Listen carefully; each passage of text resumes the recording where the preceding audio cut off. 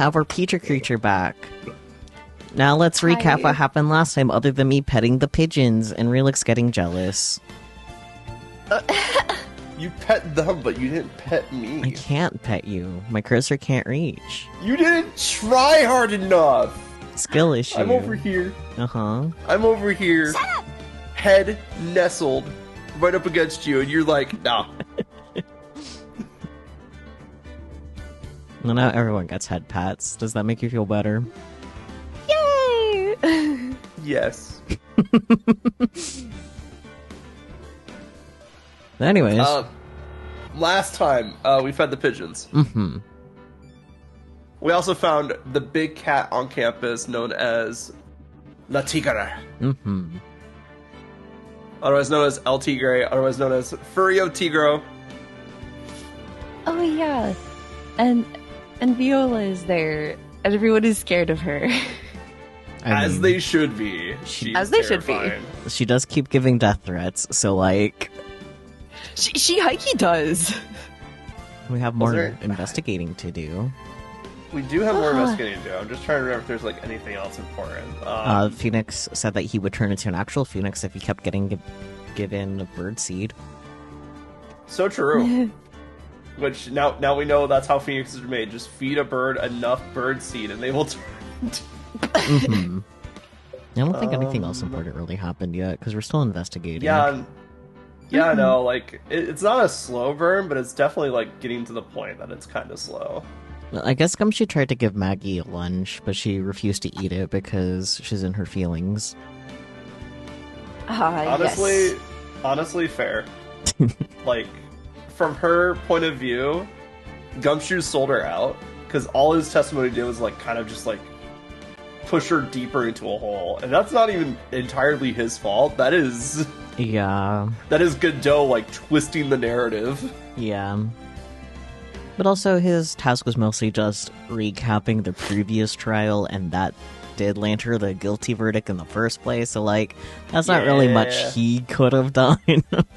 Oh, yeah, no, like, that is pretty much, like, that is said and done. You can't really do anything about that. Mm-hmm. Like, the fact that the judge is even hearing this trial again is a miracle. Yeah. Well, I guess without further ado, let's just pop right back in. Yippee!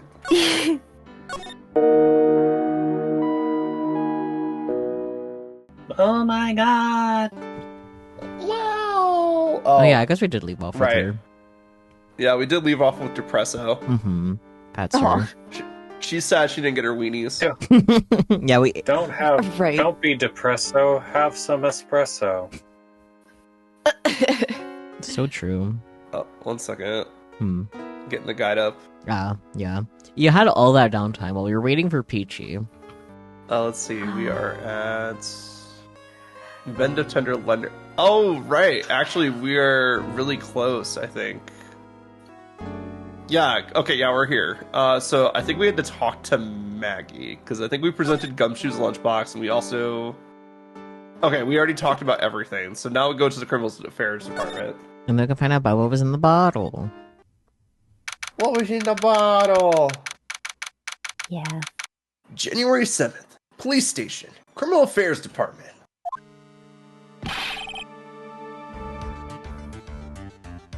Random detective. I will be him, I guess. The main server just went up in smoke. Why the heck isn't the press conference set up yet? The superintendent's here already. Does the chief have an assigned... Like, is this a recurring? I don't remember. I feel like we never remember. Yeah, I was gonna... We'll just do something. We'll figure it out. There's a problem with the internet, too. I already told you to stop using your computer, Chief. But I'm watching videos online. I'm catching up on my Asian soap operas. It's gonna have to wait, Chief. I'm throwing the Switch. The Nintendo Switch.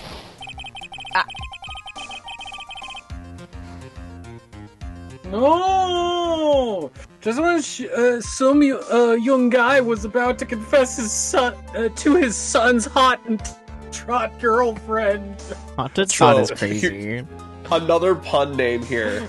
some Yes. young guy. Yeah. Oh, Ace Attorney. Even their throwaway characters are genius.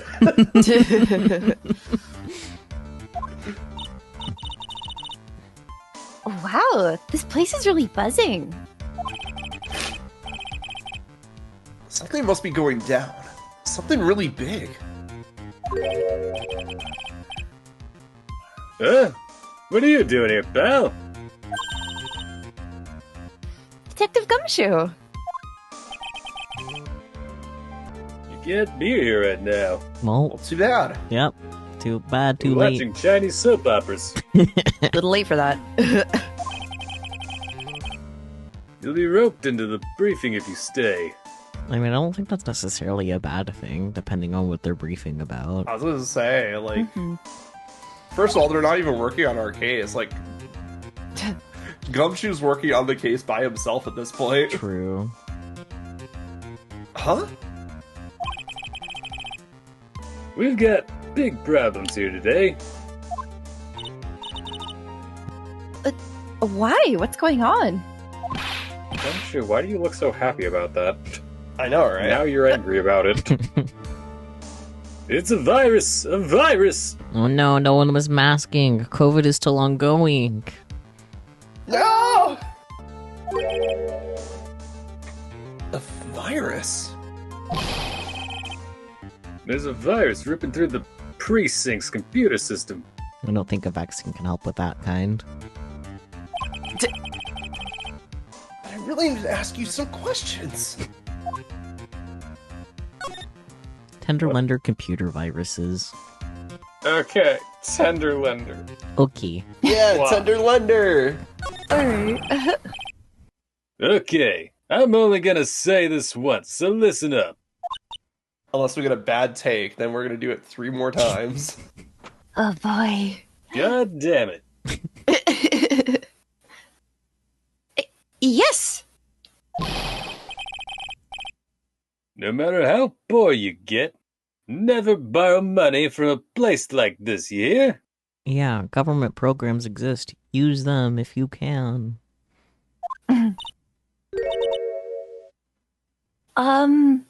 Okay. Hey. Oh. If you got money trouble, just go on a diet of instant noodles and hang in there. I don't know what instant noodles they're eating, and they're based on which noodles you get, it can be expensive. True. I imagine, Yeah. like, When this top came ramen, out, though. instant noodles were still like Cheap. a 10 cent a pack or some shit like that. Yeah. Mm. Thanks, inflation. They inflated the ramen, no. No. And not in a good way. Blech. We're not thinking about borrowing money, detective. We want information. Is that all? Well, let's see. Tenderledger is considered to be even fishier than the average illegal loan shark. That's nice. That's funny. And it seems it ran into trouble just recently. Those guys have been pretty heavy-handed calling in all their debts. Really? Don't go poking your nose around in their business, pal. But it's relevant to the case, Gumshoe. You'll really regret it if you upset that lady.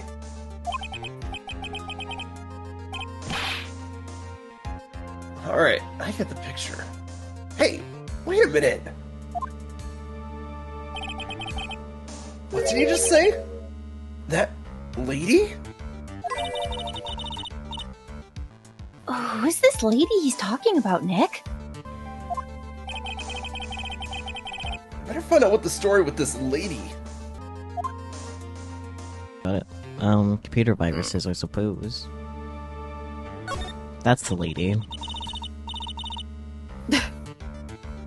So, what exactly is a computer virus, Detective Gumshoe? I don't know. In fairness to Gumshoe, I guess I wouldn't really know how to start describing what a computer virus is, despite knowing what That's they fair. are. Yeah, that's fair. What? Look, I just go with the flow, right, Belle?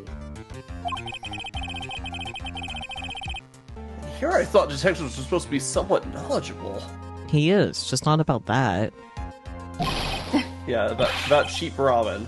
Mm-hmm. What's with that face, Belle?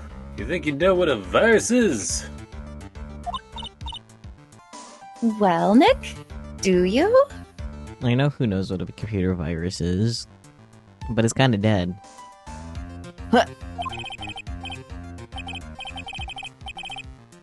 The computer virus? Sure. I mean, only in simple terms, of course. Really? Wow, you know everything, Professor Nick. Yeah, I'm gonna call you Doctor right from now on. New Dr. Pepper knockoff just dropped.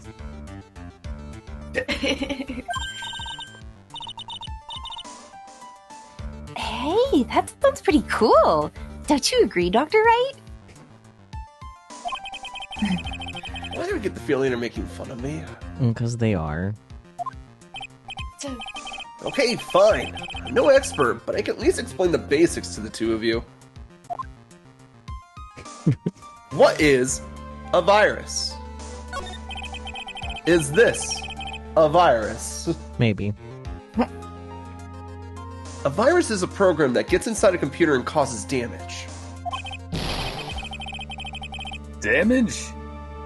You mean it makes the machine go boom and explode?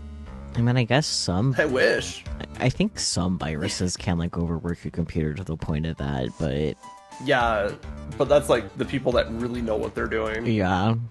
Usually they're going specifically after, like, power-related controls, Mm-hmm. as far as I'm aware. Yeah, or like going for specific files, opening access, stuff like that. There are hardly ever ones that will just like explode your computer. Also, did we completely ignore the fact that there's a pink badger back there now? I mean, this isn't our first time here, so it's old news. No, Going to but so far no one has Where's brought the- it up in conversation. Again, since we first saw it, yeah. Why are they handcuffed together? Because marriage. I mean, fair, but Haven't you seen Death Note? That's how they show romance. I believe it was Marvel You know, specifically that mentioned that they're into exhibitionism when we previously addressed this. oh, Yes. well, I think I have the full series of Death Note. Good. I got it for cheap, which Nice. is great. I hate my badger wife. No, the damage is well, it's all internal. Well, that's good, because that's where the blood is supposed to be. So true. So the inside goes boom, right? Maya's like, well, if it's not an explosion, surely it must be an implosion. Imagine all the case data you got stored on your PCs here at the station. A virus could wipe out all that. That's the kind of damage I'm talking about. Whoa, that's scary. What's even scarier is that it can be stolen. So true. Yeah, and what's even more scary is that viruses are infectious. And that's why you need to wear a mask and get vaccinated. Infectious? That's right, Maya. Even you, too, can get a PC virus. Most computers are connected together on a network, right? A virus can move from one machine to another over the network. So the virus just keeps spreading faster and faster. Just like a real virus, huh? It's like that's why they share the terminology. He's learning. When will a computer Hey, bacteria I have drop? brain cells. Computer bacteria when, though?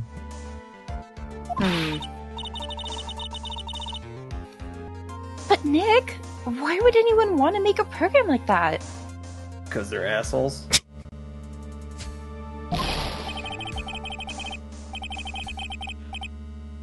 Yeah, it takes ages to type in all that data.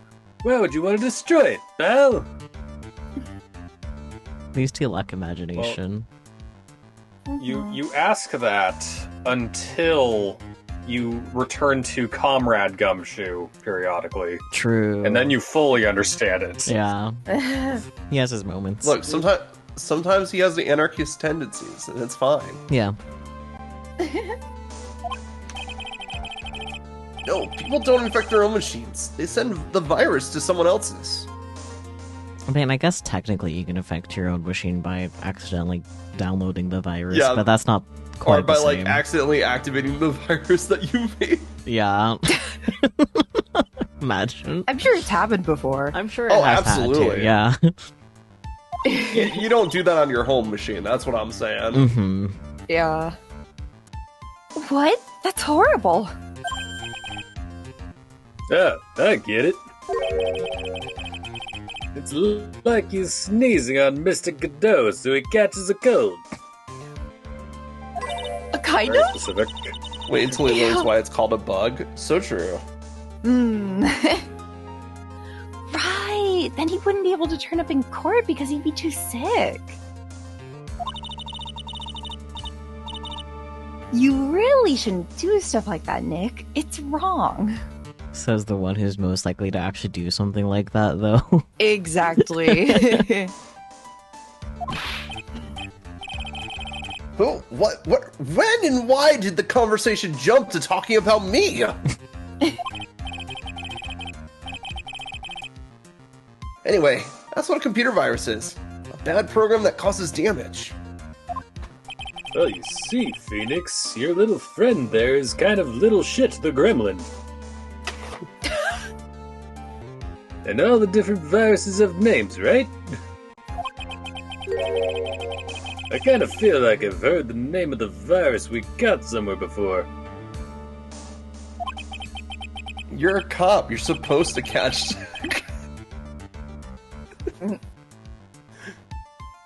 The name of the virus, huh? I feel like I've heard of it before, too. Do they just know? I wonder if we have They just What? like know the name of the virus despite it not being established. Yeah, like it's just like every machine. It just says, "This is the virus name. That would be You will really never stop funny. us." Yeah, I was gonna say, I think we missed that somehow. Yeah. Huh. Yeah, okay, this is relevant. Tech of Gumshoe, blah blah blah blah blah blah blah blah Wait, blah blah blah blah. Wait, don't just nod to yourself and keep me in the dark, Nick. What's going on? It's okay, Maya. You don't have to cry about it. yeah, Oh. they're connecting the dots, damn. Here, I thought it wasn't going to be anything important. The name's scribbled on that sports paper and written on that CD. They said something about the name earlier that's like, wait a minute, they're actually doing something here. Mm-hmm. That's why the name of the virus... That's the name of the virus. MC Bomber. There you go. What? Yeah, the virus that's just infected everybody's computer in the station, pal. It's MC Bomber. It's wild. Gasp. It's not a CD after all. We gotta. The more he says MC Bomber, my brain just goes, we gotta jack into the network and send our net navies after it. Can you give us any more details, please? I know things sometimes, even if I doubted the process. We already knew about the MC Bomber virus from a while back. A group of criminals issued a series of demands to the head honchos of law enforcement. They threatened to release the virus if the demands weren't met. Who are they? I don't know. Some hotshots from the criminal underworld would be my guess. Now the virus has been released, huh? Yeah, it's in every computer at every public office in the city. Everyone's going nuts. They're hopping around like they're dancing at a carnival. All this stuff with criminals and viruses. It almost feels like we're in a sci-fi movie. Apparently, the programmer who made the virus was a real genius or something. The focus right now is on tracing the route of this virus on the black market. You mean someone put this virus up for sale? Yeah, and because this one is so powerful, they're estimating its price tag was in the millions of dollars, pal. Or, you know, some black hat just got bored. In the millions? A virus can be worth that much? MC Bomber updating the court record.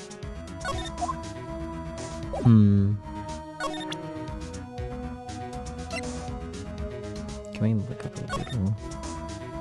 Okay. Numbers. Wow. Anyway. Numbers indeed. Now what?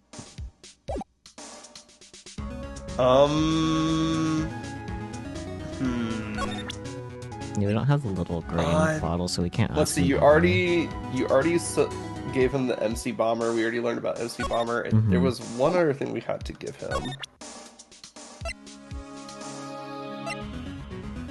Let's see. Maybe this because as a cop, and it's like, oh hey, we found this. Oh, Violetta. We have to present Violetta. Right, her. Because she has been the enigma this entire case.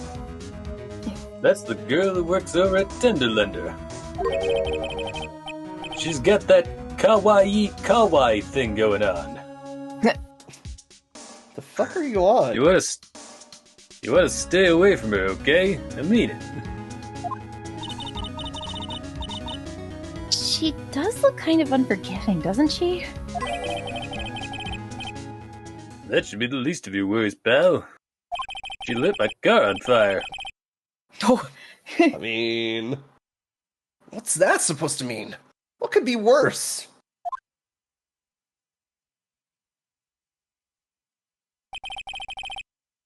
Her name is Viola Cadaverini.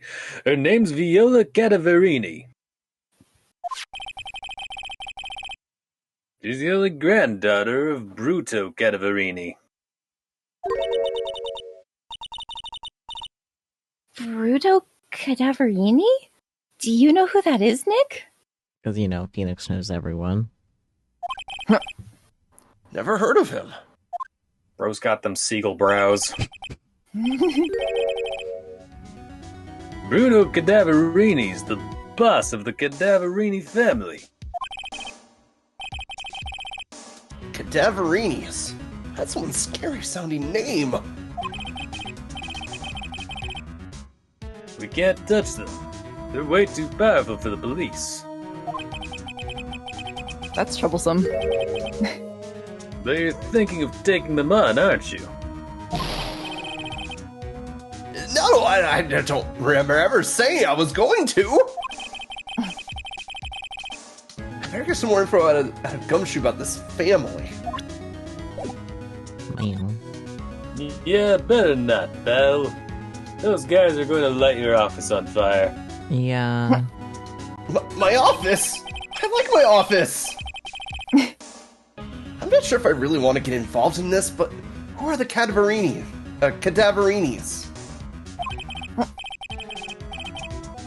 Who are they? Who are they? A scary bunch of people, that's who. That works too, I guess.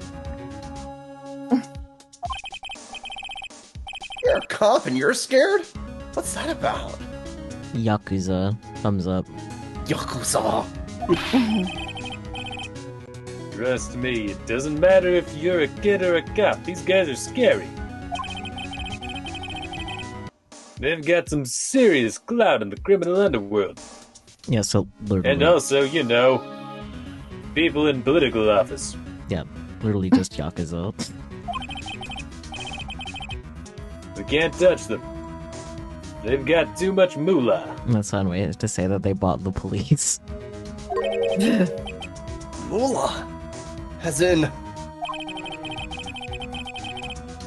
They pretty much control all the cash on the city's black market.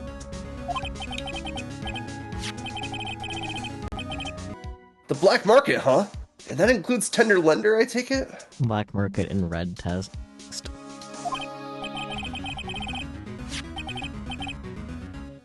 Sure. No one stands up to Bruno Cadaverini. And I mean no one. His eyebrows really are just sequels plastered on there. Yeah. Send Yoda after him.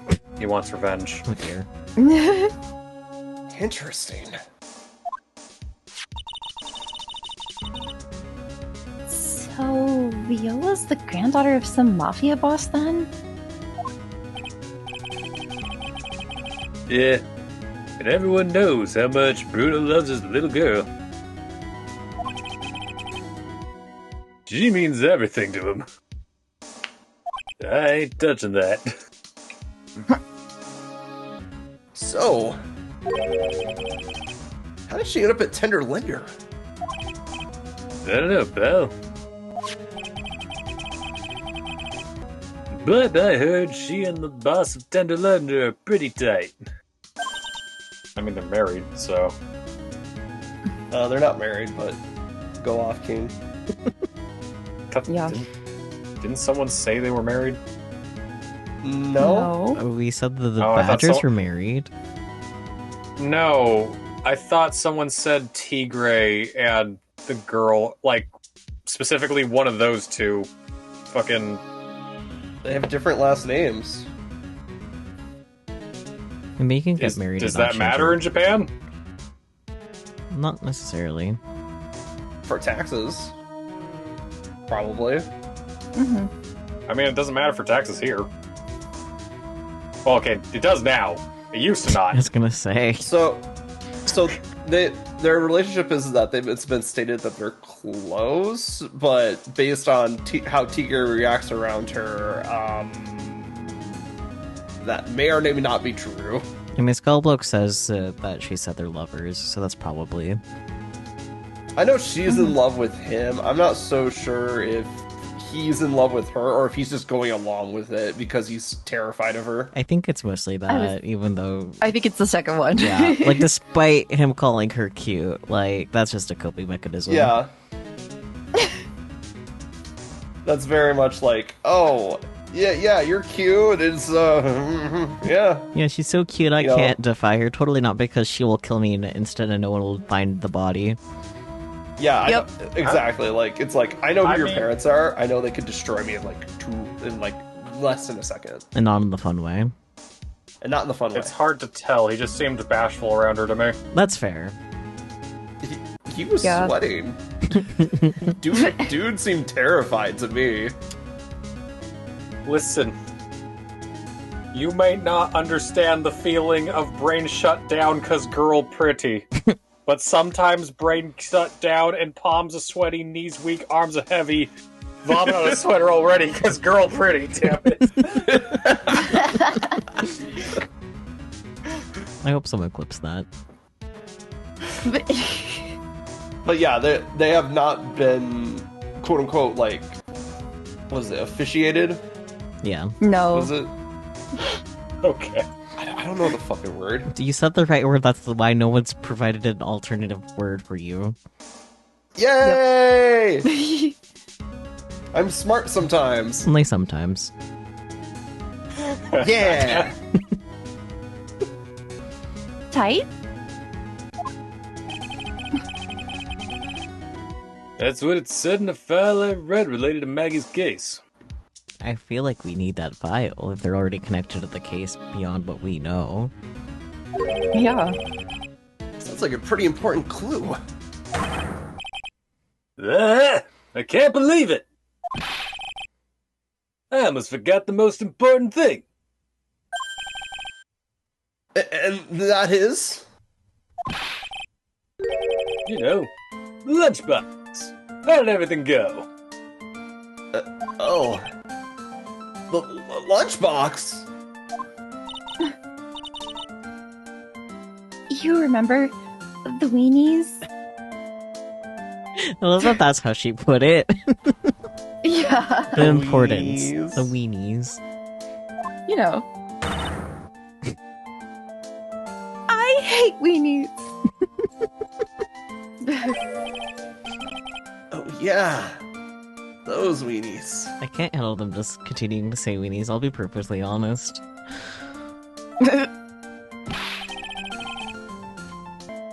So, how did my weenies taste when they went down the hatch? You have more than one? Yo. No comment. I'm gonna screenshot this and put it out of context places.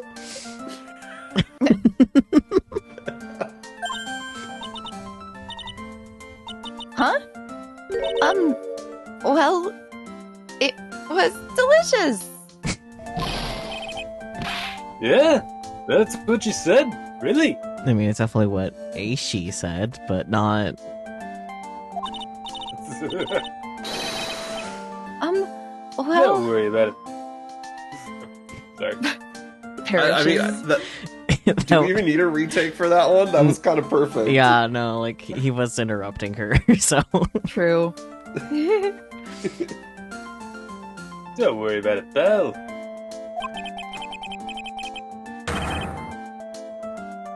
I figured something would happen, so I came prepared. He has even more weenies. Prepared? What do you mean? I made a jumbo lunchbox. Let's go, Oh, more God. weenies. His entire week's salary gone. Yeah, spent just on weenies. And now I just Right. have Gumshoe singing Dick in the Box by fucking Lonely Island in my head. Oh dear. Oh no. Oh, Do me a favor again, huh, pal? And deliver this? This sure is a heavy burden. In more ways than one. I can just imagine Maggie's little eyes sparkling with joy when you bring her that. Bro, give her some, like, lettuce or cabbage or something. No veggies. Only weenie. weenies again, Nick? Tell me if you don't have to eat all these too. Gumshoe's lunchbox given to Maya. Again. Oh yeah. It said something about it being given to Maya to carry last time. Yeah, Yeah. exactly. The tenderly handmade lunchbox fills the stomach with love and plenty of weenies. Weenies.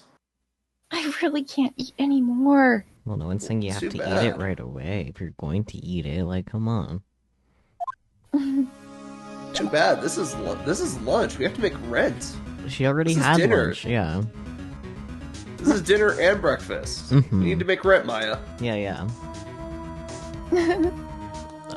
So we don't have to do anything else regarding the lunchbox at this point. Mm-hmm. We're gonna go to Blue Screens Inc. Okay. My brain's Detention just Center, like, Très Bien. get a nice big lettuce leaf, fucking stuff some of the rice and the weenies in that, and just pour some meat in over it, then fold it over. Alright. Now, Sakyu. Hmm. Present the Magatama. I'm fine. We need this bitch to spill. Oh boy.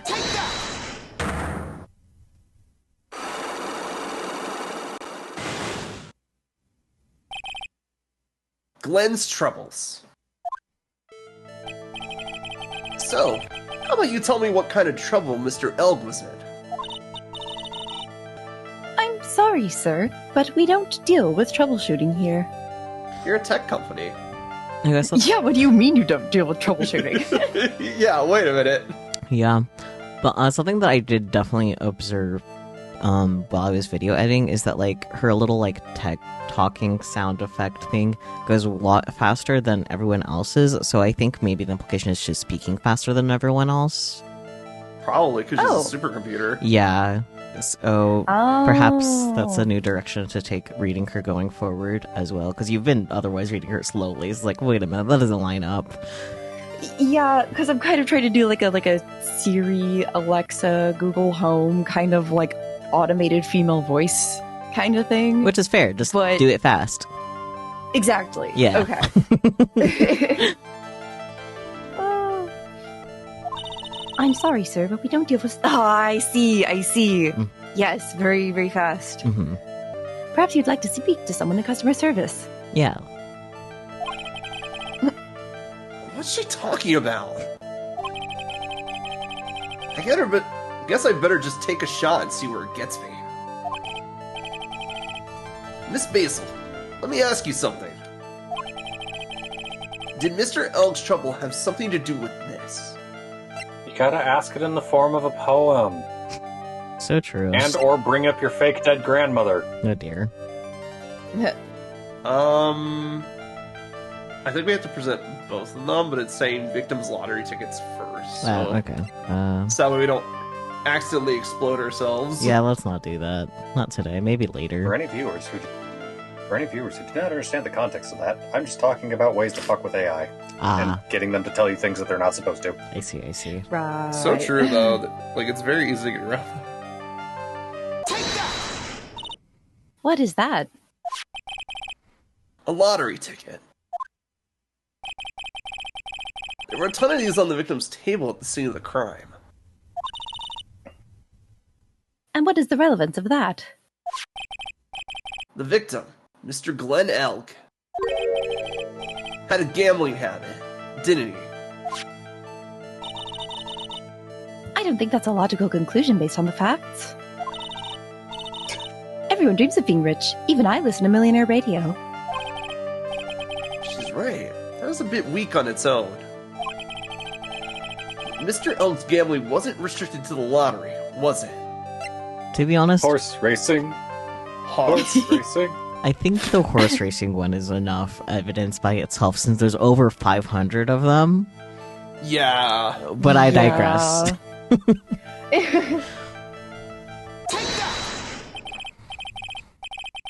The lottery, horse racing, he bought a lot of tickets and lost a lot of times.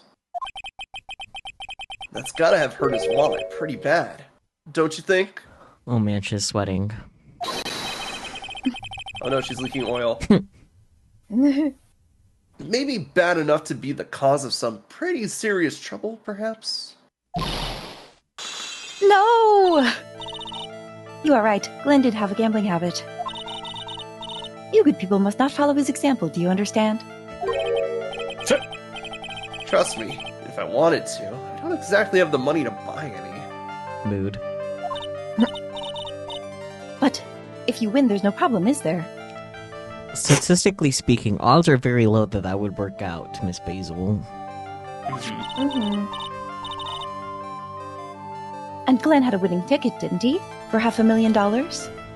Well, apparently odds were higher that he would die that day, so I guess it doesn't matter, does it? Well, He got both in the same day, that's crazy. Yeah. Yeah, but... Maybe I should add a second win the lottery to redeem, except for, like, you die instead of just getting taxed. good God.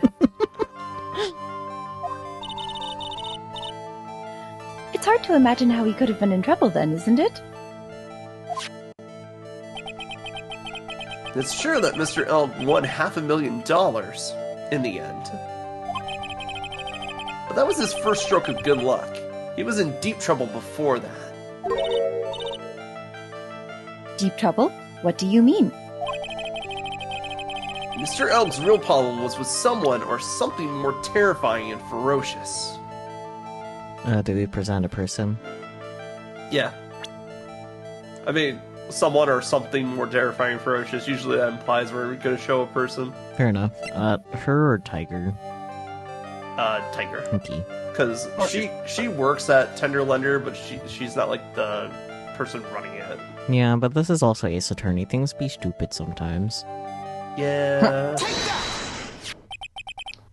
Frio Tigre, the boss of a loan office called Tenderlender. Tenderlender? People with businesses should think harder before naming their offices. Okay, blue says screen. the computer girl working at Blue Screens Inc. Mm-hmm. Yeah. Like you're one to talk. Well, what do you think? Our firm is doing very well at the moment. I don't think we need to borrow money. No. I mean about Mr. Elg. You think Glenn had something to do with this Furio Tigre? Yes. I'm sorry, I don't know of any connection between the two of them. Really? Because I got proof that Mr. Elg and the tiger knew each other. Links. The calendar. Oh yeah, actually it is. Yeah, yeah. it actually is the calendar. I forgot there's a note about meeting with him there. Yeah. Me trying to be silly, but then actually is the correct answer. Look, you just wanted more horses on stream. You didn't want to play Uma Musume. So. Yeah. Furio Tigre, aka the Tiger, is the boss of a loan office called Tenderlender. This is who Mr. Elg met with on the day of his murder. You good over there, buddy. Just a series of mini strokes for like majority of my life. I'll be fine. Okay. And the only thing a loan shark would want to talk with him about the start adding extra words. Should I explode you to reset you? No. Okay. And the only thing a loan shark would talk with him about would be his debt. No! It's true that Glenn had racked up quite a bit of debt from his gambling habit. About $100,000, I think. That's a lot of money. Yeah. $100,000? Ouch! But I heard he won the lottery, so he should have been in the clear. Maybe if you didn't die. Well, Well, forget, yeah. Miss Basil, that there's interest. True. Shame Maggie couldn't get a bit of that good luck. Okay. So the guy got lucky and won the lottery. But what if he hadn't won? What was his plan then? Well, this isn't easy to say, but he said he would use his talents to repay the money. His talents? I suspect he was talking about programming. No, he totally meant sex work. I was gonna say this man is so good at sucking dick. Like,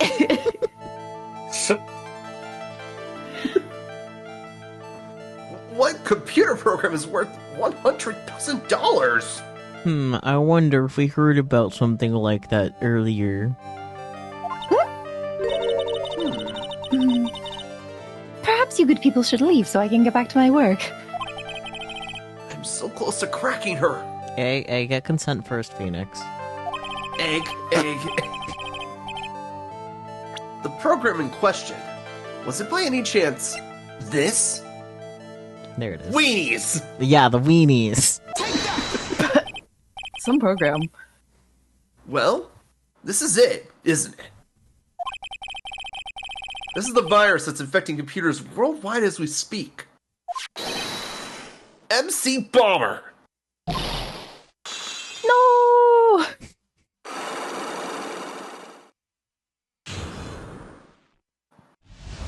Fuck yeah. Glenn's head had more processing power than any computer. Still true today. Ah, so he doesn't have to worry about the current market, does he? Well, you know, like, with the way current market is, it's like sometimes it's just better to do it yourself than to rely on a computer program to do it for you. Mm-hmm. But it had been infected with a gambling virus. That's a really funny way to put it. Yeah. Glenn was in too deep. You mean he was in debt? Yes, $100,000 in debt. Not an easier amount to repay. So... he said he was taking on some extra work. Something a bit risky. Risky?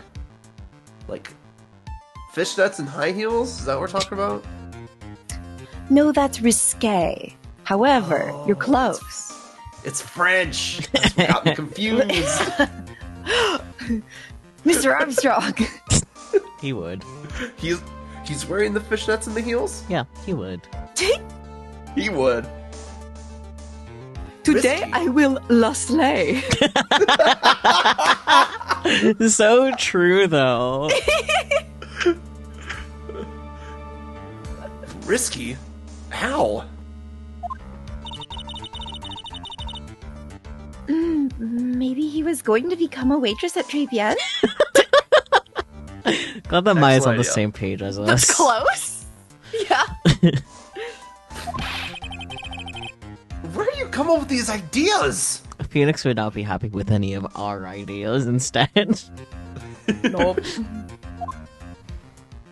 Risky extra work, oh. Oh boy. Oh la la. Oh la la. So it's safe to say Mr. L was the creator of this virus, huh?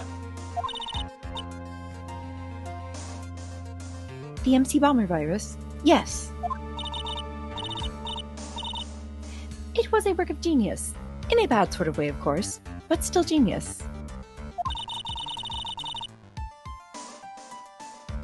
Something like that would probably fetch several $1 million on the black market. 100,000 would go back to paying his debt. The other would go into horse gambling. Let's go! Yeah! Inconceivable. Gumshoe was right for a change.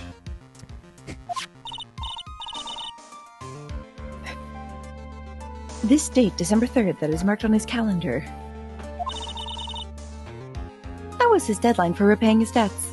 Really putting the dead in deadline there.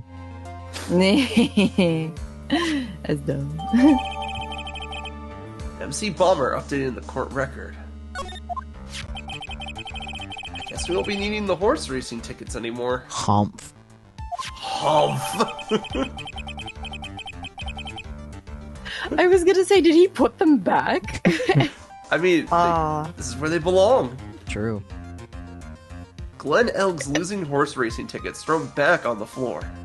Goodness. I like the idea of him eating them better. It would explain Maya's shocked expression more. True. Use the trash can, Nick. He is the trash can. Humph. Oh no. Amazing. I just imagine he like opens his mouth wide, you hear like the sound of a vacuum, and he just like cleans Elg's desk. No. Just one That's giant the bite Kirby hole. he keeps in his pocket. True. Yeah, they pocket Kirby. Yeah. Yeah. After it just goes, Poyo! Yeah.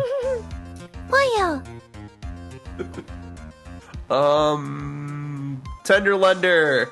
Okay.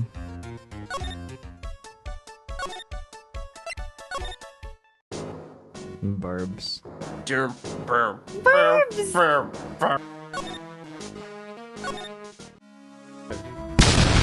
Before you do anything... Oh, wait, no, sorry, yeah, present Magatama.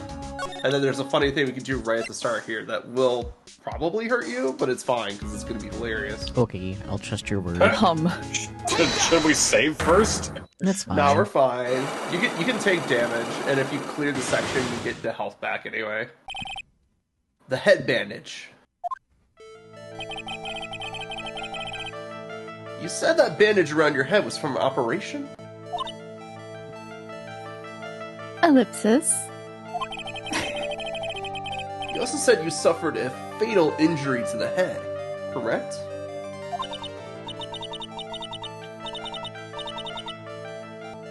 I just thought, I was like, what if it wasn't fatal to her? Hold up. A fatal injury. I'm just built different. Exactly. You're built like a psychopath. So true. Yes, the operation was very difficult, apparently. Now, by fatal injury, you mean you were hurt very badly somehow, right?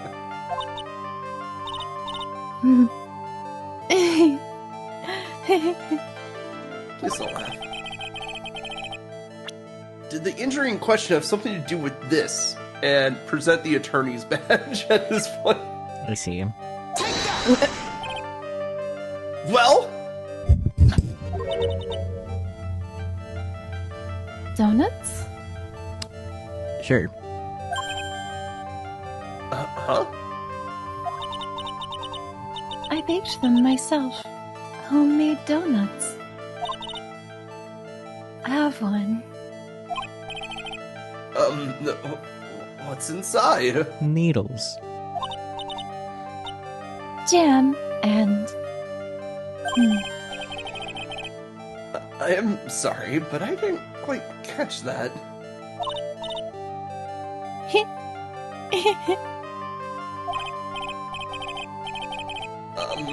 Thanks, but no thanks. I think I'll pass. I guess that was a flop. But now you should have the achievement, Violetta's homemade donuts. Amazing. Very good. What happened to this woman for her to have such a huge bandage around her head? Must be some piece of evidence that'll prompt her to tell me what happened. Now, by fatal injury, you mean you were hurt very badly somehow, right? Did the injury in question have something to do with this? Repair bill. Let's see, where is that? Hiking. Aha. I have here a car repair bill. From this, it seems pretty obvious that this car was involved in an accident. Let me see that. Oh no, I know this trick. I'm gonna hand it over to you, and you're gonna go honf and just eat it whole. Mm-hmm. That's my trick.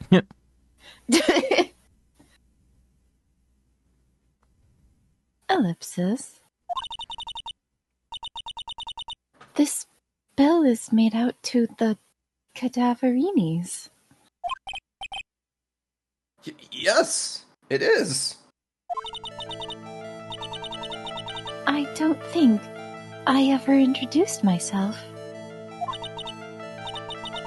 Tell me, what do the cadaverinis have to do with me? Aren't you one? Yeah, but she's saying that I never told you my name, so do you know who I am? Mm-hmm. There. Something tells me she's not about to say hi and introduce herself. Alright then. Your relationship with the Cadaverinis is very strong, and this is why. Present her dad. Just present her. Grandpapa? I guess just her herself makes sense too. Yeah. I know exactly who you are, Viola Cadaverini. That's why you're on the court record. You sustained that injury in a traffic accident, didn't you?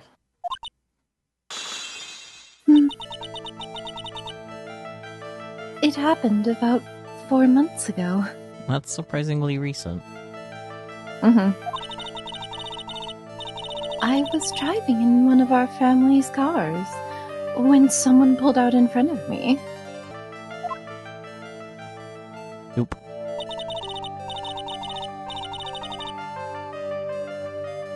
It was a motorbike or something like that. I don't remember it much. Anyway, I swerved to try to avoid it, but I just completely fucked it up. That guy went flying for miles. I took a blow to the head. A bad one. Apparently, hitting fucking Tigray is equivocal to running into a goddamn moose. I mean, he is built like one. Goodness. Yeah, I can imagine.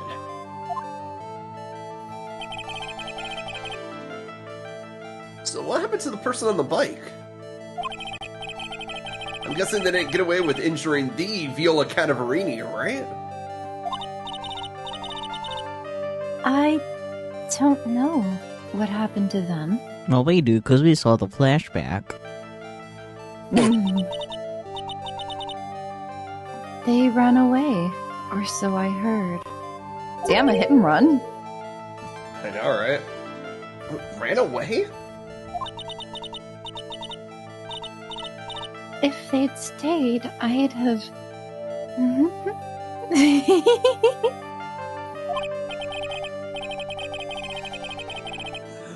Is it possible?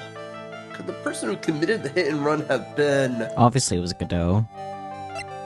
Obviously, I mean, dude can't even see red lights. So true.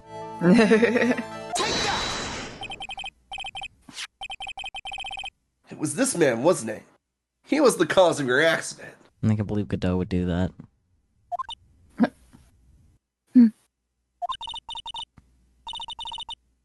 It wasn't Don Tigre. I refuse to believe it.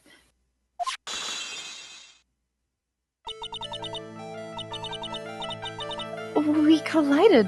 The motorbike and my car. But Don Tigre isn't injured at all. Is he? Even his bike is. It was the tiger who caused Viola to crash. I can feel it.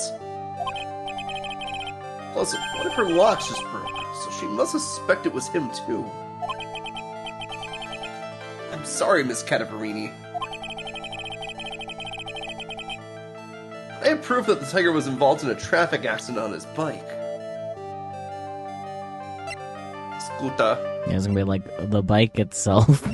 The bike itself, indeed.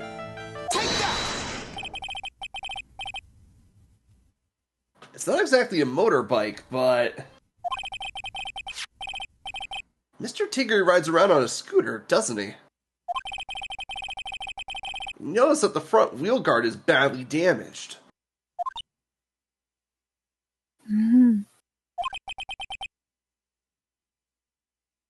Miss Cadaverini. You know the truth, don't you?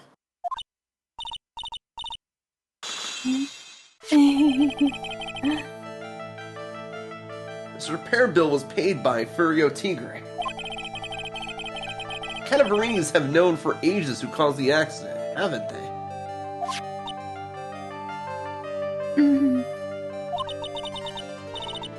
It's possible. Perhaps. Somewhere inside me, I know that may be true.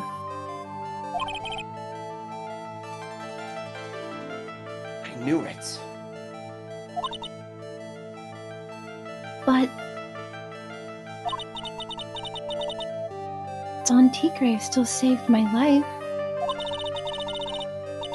The operation was very complicated.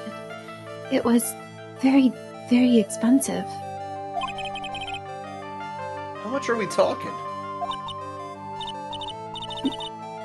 Very, very, very expensive. Oh no, she forgot numbers. She seems kind of hesitant about giving me an actual figure. I should back off. Well, anyway, it was the tiger who paid for it, right? After I recovered, Don Tigre told me. He said he paid for the operation because he cared about me.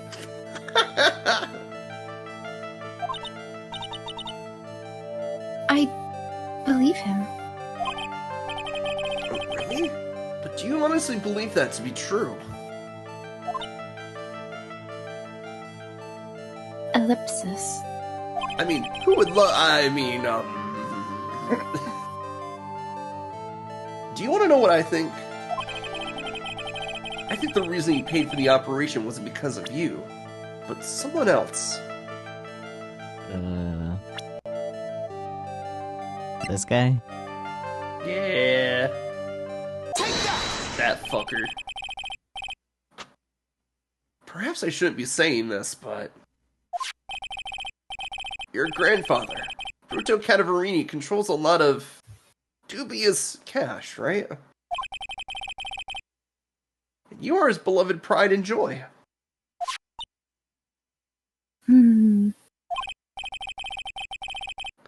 Sure, I don't know exactly how much the operation cost, but if you weren't the granddaughter of Mr. Cadaverini, do you think Mr. Tigre would have paid the money?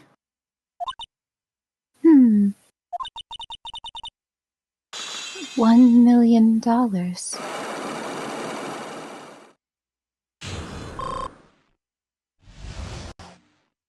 Oh, I think we just got an actual number for the operation there. I just felt like Yeah. saying that for fun. Yeah. Also, like, if your grandfather is a mafia boss and cares about you more than anything, why don't you have better health insurance?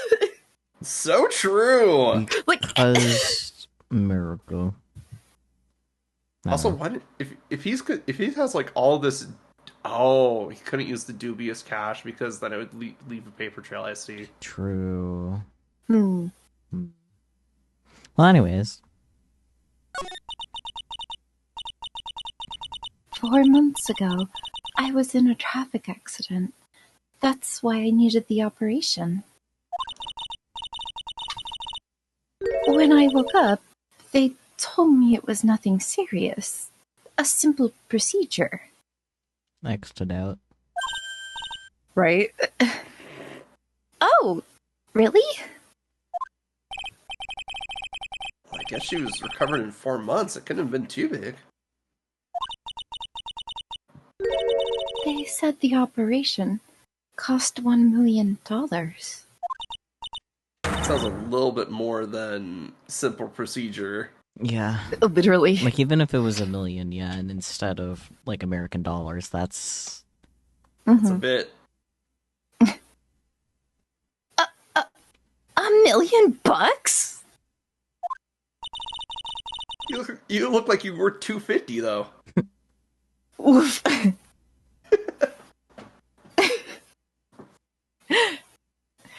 My grandfather ordered Don Tigre to pay $1 million in compensation. Compensation, huh? It's underworld lingo for paying money to settle a score. Basically, pay or get into some serious trouble. But $1 million bucks? This has to be related to our poisoning case somehow. Compensation. Not completely unrelated from our Poisson case. True. Muscle? I wanted to believe him. I wanted to trust what Don Tigre said. He said it had nothing to do with my grandfather being Bruto Cadaverini. I mean, he doesn't want you to want him dead after the fact anyway. Like, hello?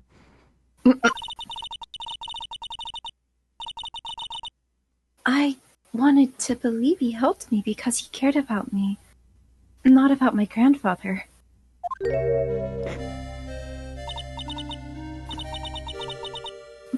But I knew that wasn't really true. Wow, I'm so sorry.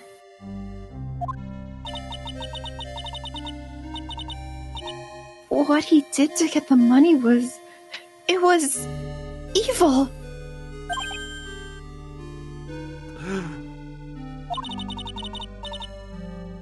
He he said it was all for me. So I helped him. You helped him? In what way? Here, take these. MG evidence, Hump. What are these? Medical papers? I'm Bruta Cadaverini's granddaughter. He had to pay compensation. He was made an offer he simply couldn't refuse.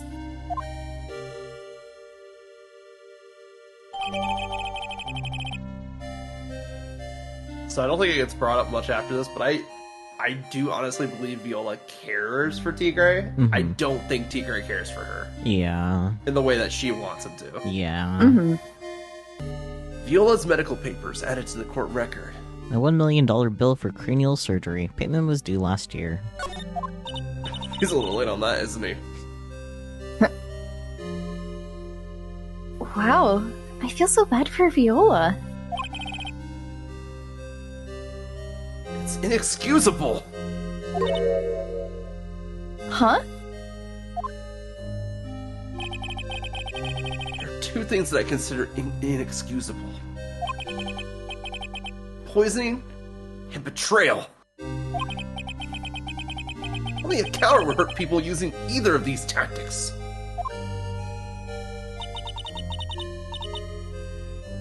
Is everything alright, Nick? No! We should get going. Right after we finish our espresso. Priorities. Yeah. I won't need to convince Viola of anything else, so I guess I can get rid of this. Hump. Humph! Repair bill thrown into the trash. AKA my mouth. Yep. Ow. Goodness.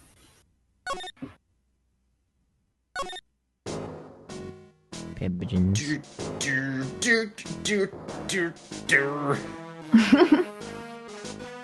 Oh, Trebian. Okay. Trey beans. Mm-hmm. Mm-hmm. January 7th. Trebian. What were you trying to say, Bear? Soup. Soup. Bean soup. Mmm. So, Yeah, Mocho, I have been waiting for you to... Why did I fuck that up? I don't know. I don't know, but do it again. Yeah, Bonjour, I have been waiting for you to return.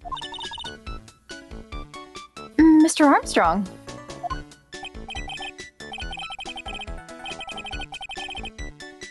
Ah, good timing. I was hoping to find you here. We'd like to ask you a few questions. Ah. Oh. Well, he hasn't got anything to say to yous fellas. It's Zinov. I mean, How are you calling Zin Hope?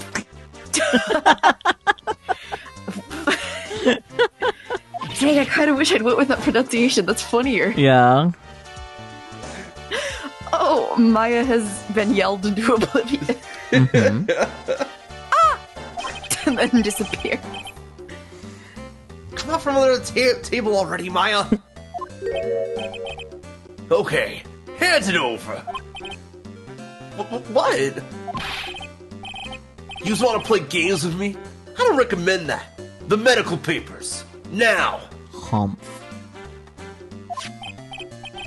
Uh-oh. I think he wants Viola Cadaverini's papers back. Gross throat looks so punchable. Yeah. Stop raising your chin like that.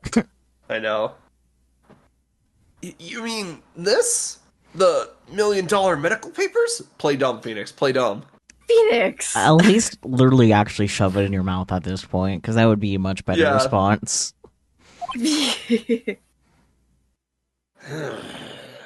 His silence speaks volumes in this instance. Bro, stop mugging me and say something. This Cataverini trusted you. That's why she said that she helped you. Forget about it. That girl's dumber than an eggplant. You want to know what's sad?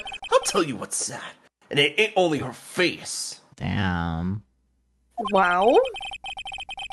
She thinks she's got power because she's Bruto's little girl. Now that's sad. Do you want to be Prudo's little girl? Is that what I'm picking up from this? I want to be a fairy princess. Perfect delivery, thank you. I can't let you have these papers. Tomorrow in court, I'm gonna expose what you did to get the 1 million you used to pay this off.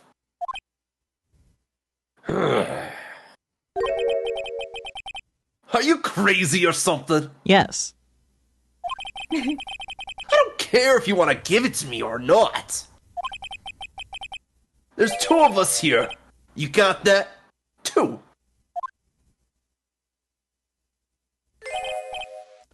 Me. Mr. Armstrong! Forgive me. That's okay. I cannot argue with him. Imagine Armstrong just beating the shit out of Phoenix right now. Yeah. Armstrong just being like, oh, I don't know my own strength, and just punches him. Yeah. He's the Dan Hibiki of this series. So,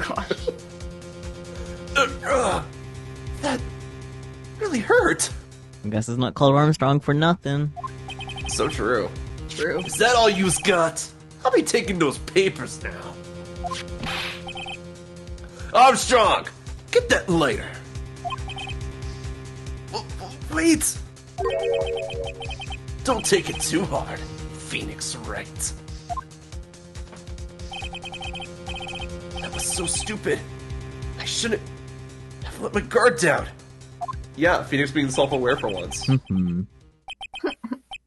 Those medical papers were vital evidence.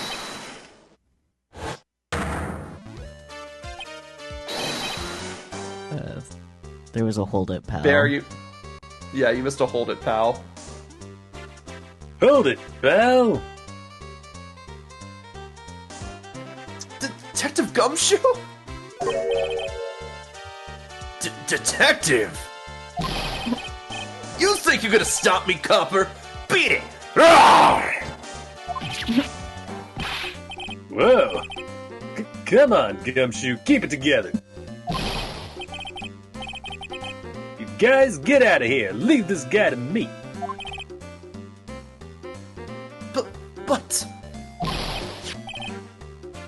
Go, pal, and take this. Gumshoe just walks up to Tigray, takes it out of his head, and take this! Yeah. If you get hurt, who's gonna look after Maggie, huh?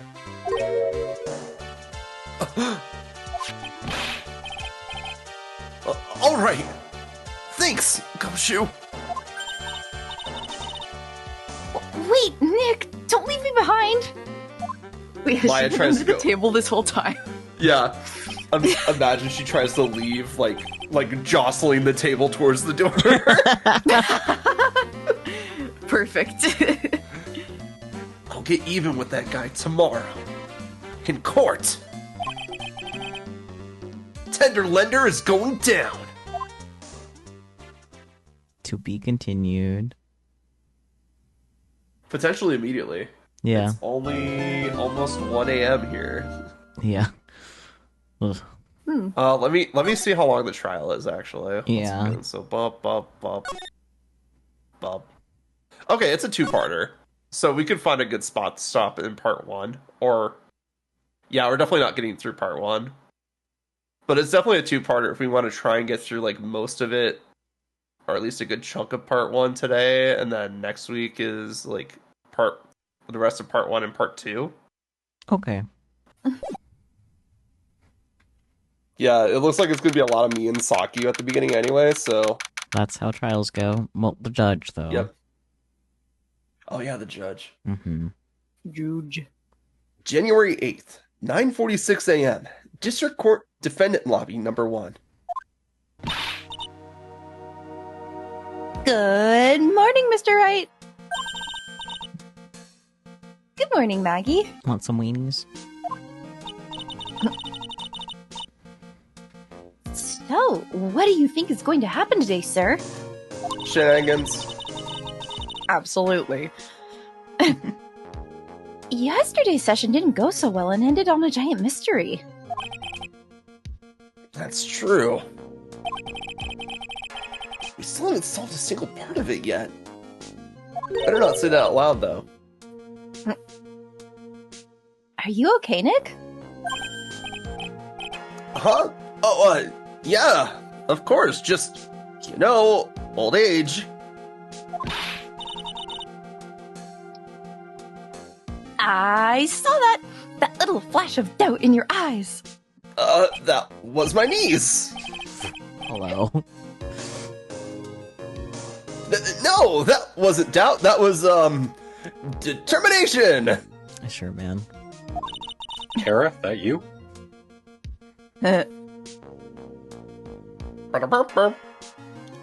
Psh. Why don't I believe you? Because he's a lying liar who lies. It's nearly time, Maggie. You'd better get going to the defendant's seat.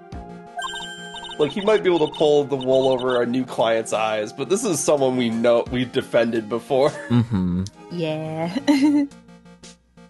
Roger. Don't let me down, Mr. Wright. I'm counting on you. 1. Huh. Hey, Belle! Hey, Detective Gumshoe. Quit stressing Maggie out. She doesn't need that. How did you know she was stressed? Look at her. Duh.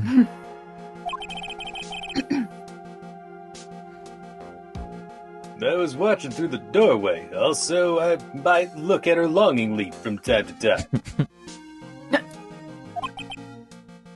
Oh.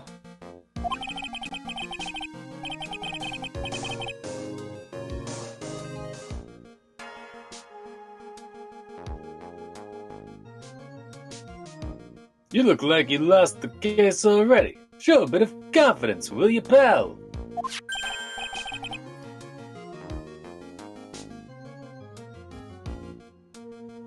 I would really appreciate it if my internet wasn't being weird. Yeah, maybe this'll help. Humph. Delicious, thank you. No. Oh my god, poison. Huh? Have you taken up aromatherapy too?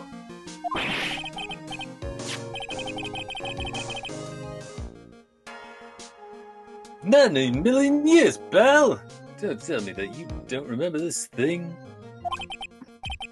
Come to think of it, that doesn't look like one of those aromatherapy bottles. Looks like a bottle of nail polish. It really does. This is the small bottle that turned up in Trey Bien's kitchen a couple of days ago. Wow! Look at all these little bottles. Oh, they're aromatherapy oils. It's got so many they're overflowing onto the floor. Hey, wait a minute. There's one bottle that's different from all the others. Well, what do you know? It doesn't have a label either. And it doesn't smell. Looking back on this, just sniffing a random thing, bad idea. Bad idea, I know. Especially if it doesn't have a scent, to be honest. I ate strawberries earlier. No, it doesn't have a scent. natural gas. I was gonna say your mom, but that too, I guess. Well, thank you. She's a clean lady. We finally got the analysis results back from the lab.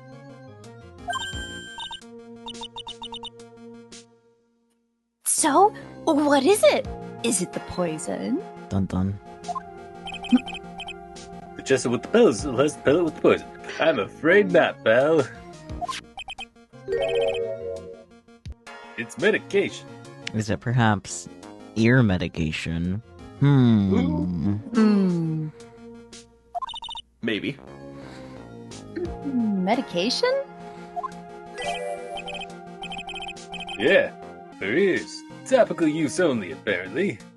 I wish they would have told me that before I tried some. I thought it said tropical. Please. For ears. You mean... Yeah, it's the medication Glenn Elg was using for his ruptured eardrum. Wow, shocking. What's Glenn Elm's ear medicine doing in the kitchen? Making friends with the aromatherapy bottles? Sure. And Let's go with I that. hope he didn't get What? mixed up with the seasoning. Please, that would be really bad.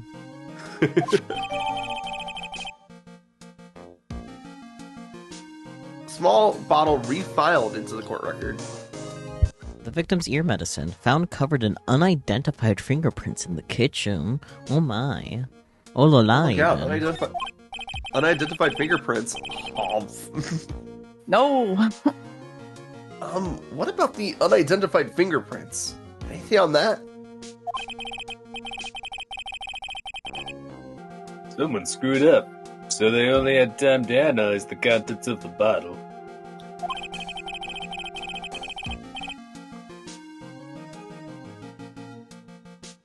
Another hour and they might have gotten something on the prints, but...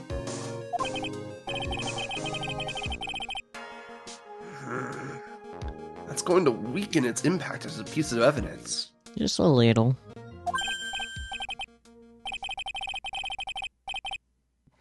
Okay, pal, this is it. Make sure your defense is impregnable today, got it? Wear your condoms. That's not what that means. It is now. Ah. Let's get Mpreg in there. No. Only with Edgeworth. Mm-hmm. Today's trial. I'm gonna expose that guy. I'm gonna pull his pants down. Well, Call him a nerd. So true. No, it froze on my screen, that's why. I see. That's so weird. I'm gonna expose that guy for what he's done. Or my name isn't Phoenix Wright.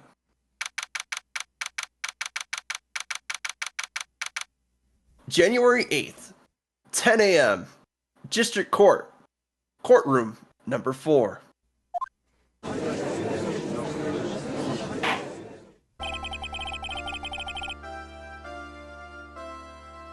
Court is now in session for the trial of Maggie Bird.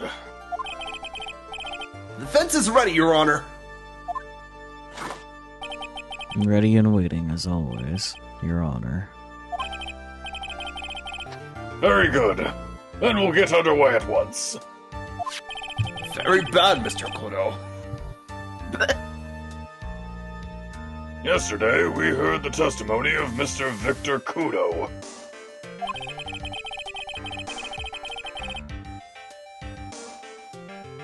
He claims to have witnessed the defendant putting a powder into the victim's coffee. However, the witness's testimony was plagued with a number of problems. The mark on the rim of the cup shows that the victim drank from it with his right hand. But according to the old man's testimony, he picked it up with his left hand.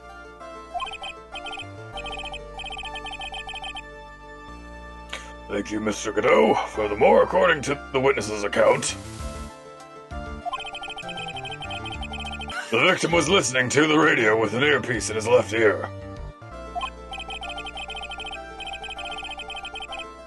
Yet the victim's left eardrum was ruptured, which made him effectively deaf in that ear. It's amazing how many contradictions a single case can have, right, Nick? Or, sorry, huh, Nick?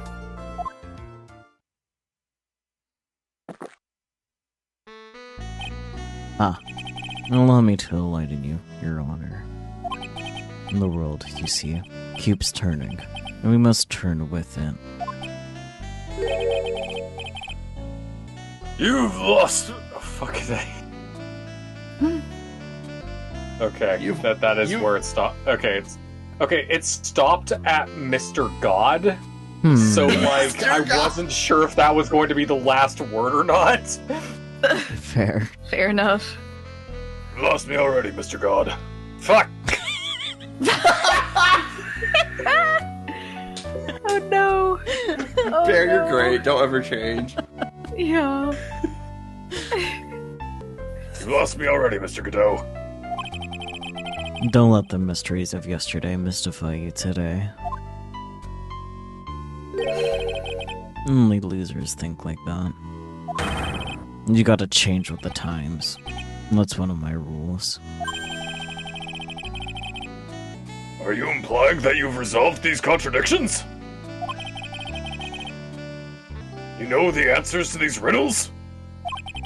An old guy wasn't just throwing seed in here. He was throwing us off the scent. And today, I'll prove it. Very well. Let the first witness take the stand. The judge is, like, frozen on, like, a very particular part of, like, mid-eye closing, and he just looks fucking blasted. Amazing. And you are? Oh, bonjour, everyone. I am John Armstrong, the owner and dead chef of the Très Bien restaurant. Enchanté. Cortellipsis. That's the correct response. Forgive me for asking, witness, but are you a woman? I mean, I guess that's kind of nice to ask about gender preferences despite the obvious facial hair. However, I Judge. was gonna say it. Oh no, la monsieur. As you can see, I am a pert and porky gentleman, no? God, he would say some shit like that. My goodness. La pert and perky gentleman is crazy. Yeah. To be fair, they don't call him Armstrong for nothing. Look at those fucking pythons. True. True. He does hold the Armstrong family name. Mm-hmm.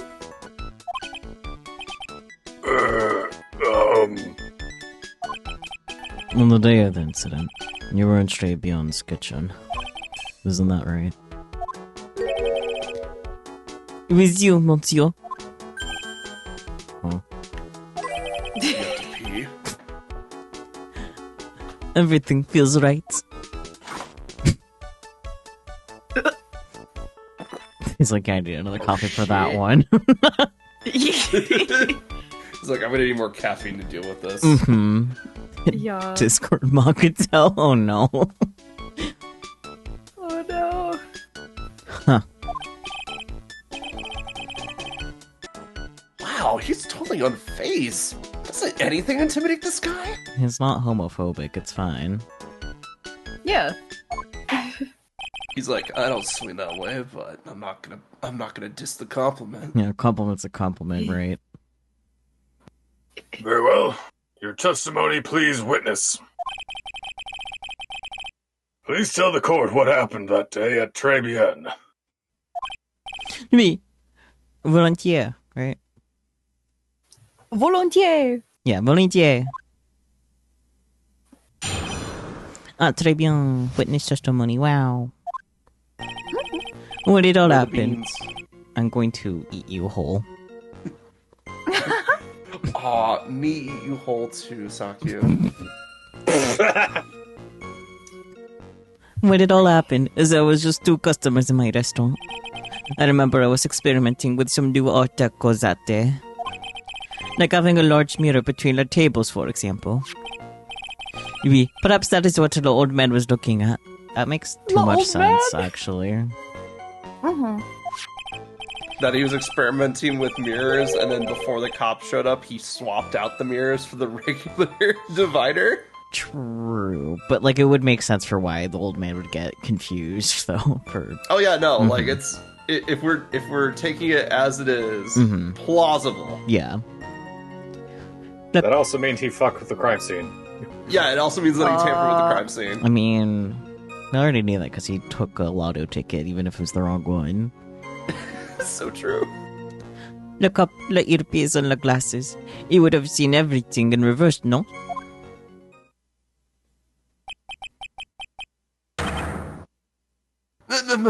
Mirror.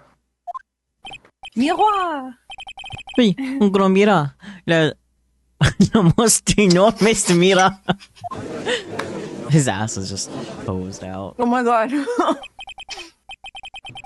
And suddenly, the mystery disappears. And like I said, the road keeps turning, so roll with it. I forgot he sticks his butt out. I was not expecting that. He's caked up, he's gotta show it off. Bro is just out here with his cake. Mhm. That would explain the coffee cup and the earpiece conundrum. The mirror would have made everything appear back to front.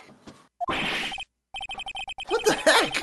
It's way too early in the morning for this to be happening to me. Mood. Kiddo, coffee.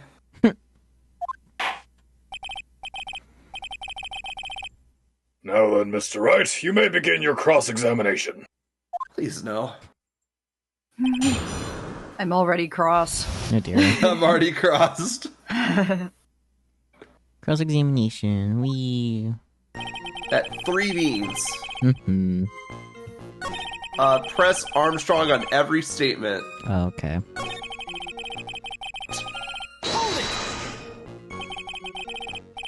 And who were the 2 customers exactly? My, of course, the young man who died. And the other, not so young man. The old man, in fact. You are referring to yesterday's witness, I presume? The way his eyes are like mostly closed. What? What about the other man Maggie says she saw at the table? Something tells me Mr. Armstrong isn't planning to disclose his existence. We need some hard evidence first before we can bring him up, don't we? Guess I'll just have to try a different approach for the time being. Like pressing every other statement. Yeah. You were experimenting with Art Deco? How come I've never heard about that before today? You're not familiar with the language of interior design, monsieur? Please stay on topic. Now, why didn't you tell the court about this before? But I did, just a few moments ago. Excuse me, Mr. Armstrong. This deco you mentioned, are you referring to some sort of... God damn it. Decoture? Hold Oh, on, no, I it, actually like, don't it know stopped. this one. I was gonna say, you're the English nerd. How do you not know this one? It's because it stopped loading for me. And I thought it was like done, but and then I noticed it wasn't done type of thing. That's why I said damn it. Decatur, I mean, that's probably. fair. This deco you mentioned, are you referring to some sort of decatur? Oh, Art it's like a Art deco, maybe? it's like a decoction, like the same root. Because in tight. Yeah, I know. Decoction. It's Decoction what? So this is, unfortunately that is apparently the pronunciation. Yeah, this cock. Yeah, there's cock in the middle. Damn. A concentrated liquor resulting from heating or boiling a substance, especially a medicinal preparation made from a plant. Oh, because he's a chef. Okay. Because he's a chef and it's like decoction, Hmm. or concoction. They're all related words. Cop. Okay. Yeah, exactly. Ha ha ha. No, Art Deco, his style of design, Your Honor. Short for decoration, perhaps. I love that they keep treating the judge like he's just like he's your grandpa that's in the home, and you have to teach him all the slaying that the kids are into. Listen. No, Grandpa, that's not what that means. Listen, they wouldn't have to treat him like that if he didn't act like that. So true. Well I'm then, amused that I made the Art Deco statement and then Phoenix immediately followed by an Art Deco statement. Yeah, right. You're in True. sync with him. well, that's not too crazy. They were just talking about Art Deco. In fact, John's the one that brought it up. Mm-hmm. Yeah, I know. Still amused by it. La Art Deco. I'm allowed to be amused. Unless... just kidding. No, do not be amused. Do not guffaw. Do not chuckle. Don't even smirk about it. No hee-hee ha-has in this establishment. No hee hee ha ha. No hee hee ha ha. Only ho ho ho is allowed. We're gonna make the clown sad again. We're gonna make the clown sad again.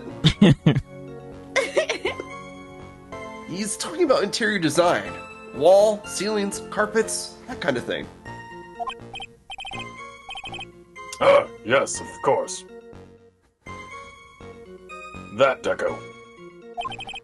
I was trying to achieve a more effeminate look for my restaurant. At least La is correct there. It's correct, but it Even though sounds wrong. Yeah, It's unnecessary. it is. Yeah. It sounds wrong just because of how much this guy uses fucking law for everything. Mm-hmm. Forcibly feminizes your words.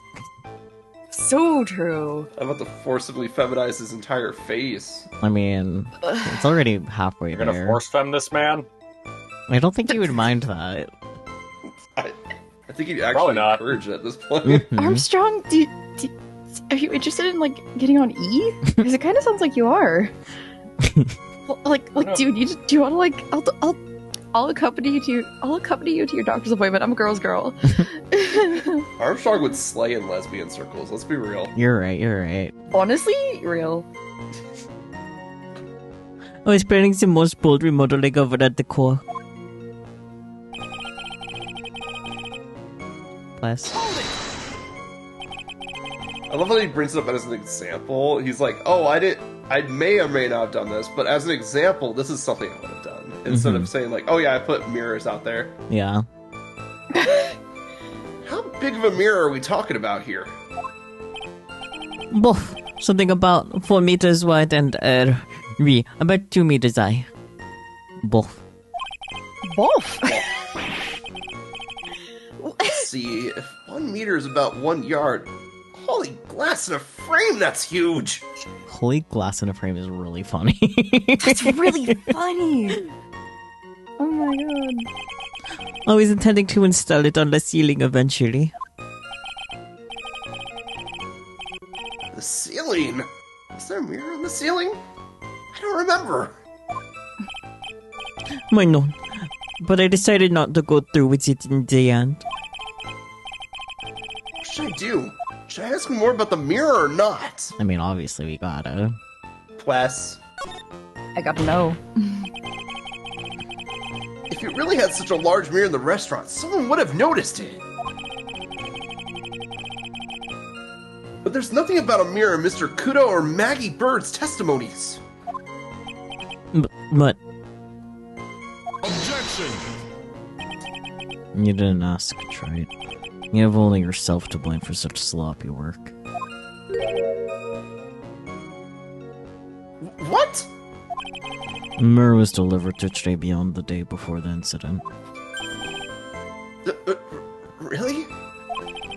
As Mr. Armstrong testified, he was carrying out some design changes. And as it turned out, he didn't actually use the mirror in the end. This doesn't add up. Even if a mirror was delivered to Trebienne, it doesn't prove that it was in the restaurant on the day of the crime. Huh. If you want to doubt someone, try it. Look in the mirror. I'm sure the person looking back at you will be dubious enough.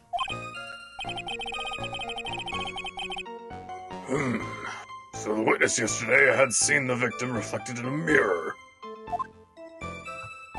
Yeah, I guess the timeline does add up because we're technically trialing a case that happened at the end of last year. I just remember that detail. Yeah. Yeah. Please. Normally, I expect people to know the difference between a reflection and a real object. Objection! Normally. How does normality come into this? That's a lame trait, even for you. Huh? Are you trying to say that if something isn't normal, it isn't possible? Is that it?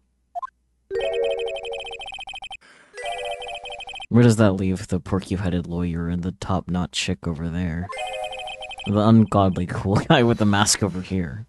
Well, trait. Not the hair! I do not have a top knot. What is it? Mr. Godot is correct. The lack of normality is no basis for discounting an argument. Bien. Logic is one latte.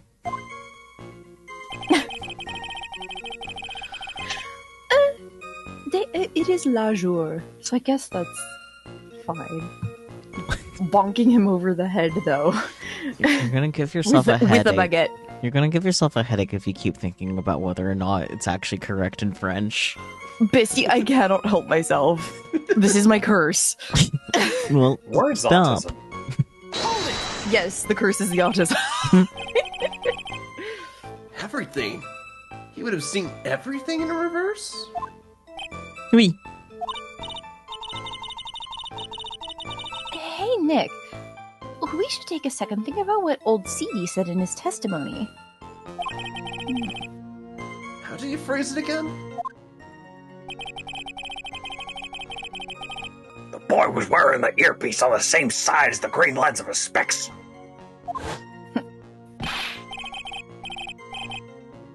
No question. You can lock me up if I'm wrong. It was his left ear, without a doubt. Then, he used the same hand to pick up the cup. His left hand. If he saw everything he described reflected in a mirror, then everything he said he saw on the left was actually on the right, huh? That clears up all the problems of this testimony. I guess. Or does it? Huh. It's kind of hard to believe everything's the fault of a mirror, but... Do you think old CD saw everything through a reflection? If he did, it would explain all the contradictions in his testimony. But that just makes the situation worse for Maggie. There's gotta be something in that old man's testimony. We've just gotta dig deeper.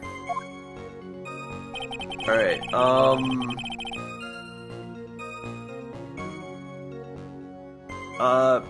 go to the statement, la cup, la earpiece, and la glasses. He would have seen everything in reverse, non? Okay.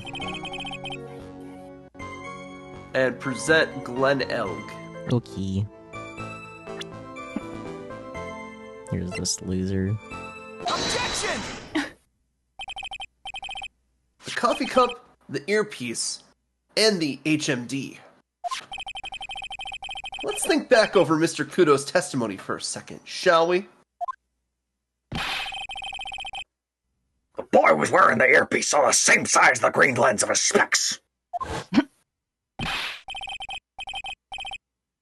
No question. You can lock me up if I'm wrong.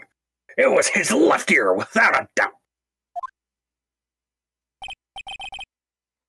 So to summarize, We were told both the HMD and the earpiece were on the victim's left side. Now, Mr. Kudo saw all of that as a reflection in a mirror. It means both the HMD and the earpiece were actually on the victim's right side. Exactement. You see, monsieur, now that you think about it, is it not so hard, no? Unfortunately, that's where we run into a momental... blah, blah, blah, blah, blah. Momental. Momental. I think we're all getting a little mental. Unfortunately, that's where we run into a monumental contradiction with the facts. If Mr. Kudo really did see everything in a mirror, why is it the HMD is now on the wrong side of his head?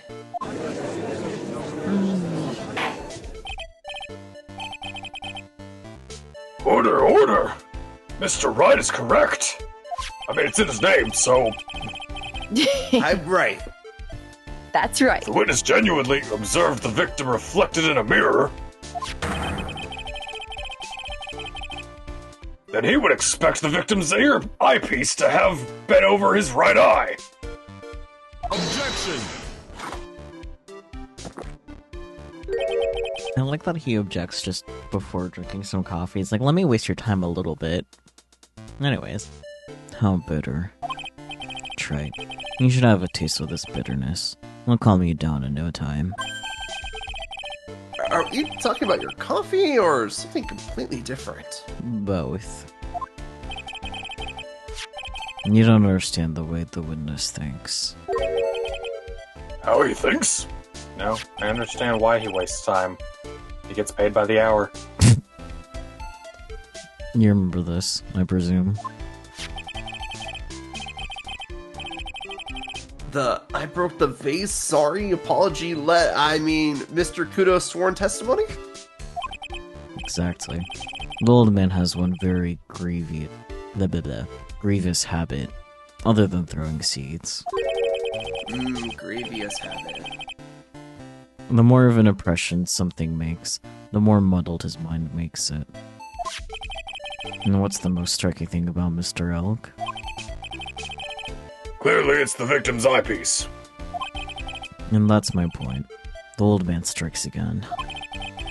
Mr. Elk's HMD made a big impression on the old man.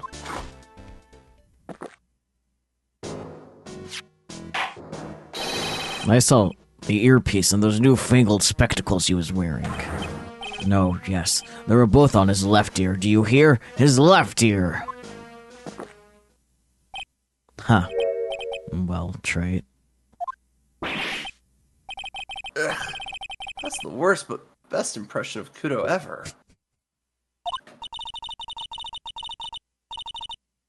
Wow, I really thought he was old tea for a minute there. Kudo's good. Enough! I must agree that yesterday's witness was irresponsibly rash in much of his testimony. Bad luck, Nick. Looks like the boil of contradiction you found is just a rash. That's a lame pun. A mirror can't be beaten by a handful of seeds, nor can it lie. Mirrors can actually lie, but different day. So, what exactly was the old man looking at? Fill us in, Mr. Armstrong. Go on, tell the court. We're all ears. Oui, I can explain. Please, if you will look at the plans of the restaurant. The mirror. Hello, is everyone sitting comfortably? La mirror. It was in the middle of the restaurant, dividing the two halves. There was only in the middle of la restaurant. Sorry. La everything is really funny. Whee! Low cries. There's only one seat from which you could have seen an image of the victim. That was Lasita, the table next to the victims. That was where the old man was sitting. After the terrible incident occurred, I moved the mirror so it was not in the way. But naturally, I did not touch anything else. Well, except for the lottery ticket you took, but you know. Yeah.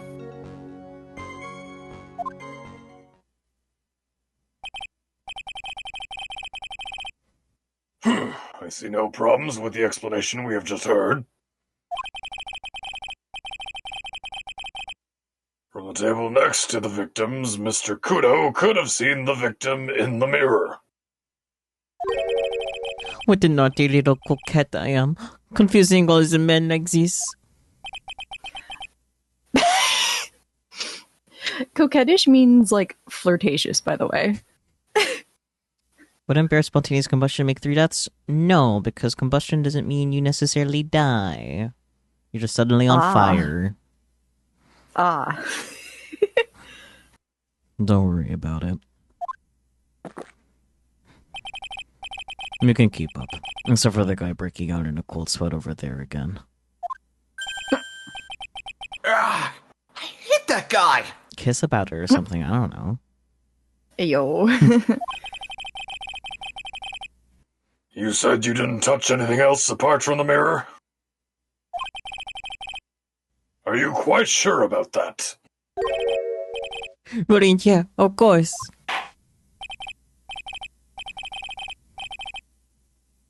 Very well.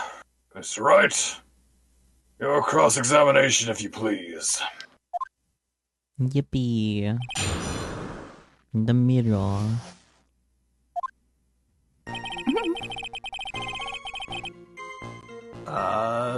Press Armstrong on every statement. Really? Oh boy.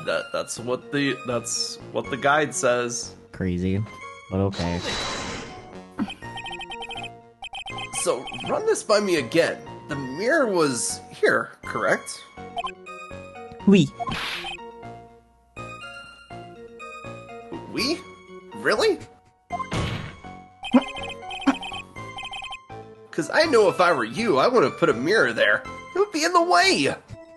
Objection! Look who's talking, Trade. Huh?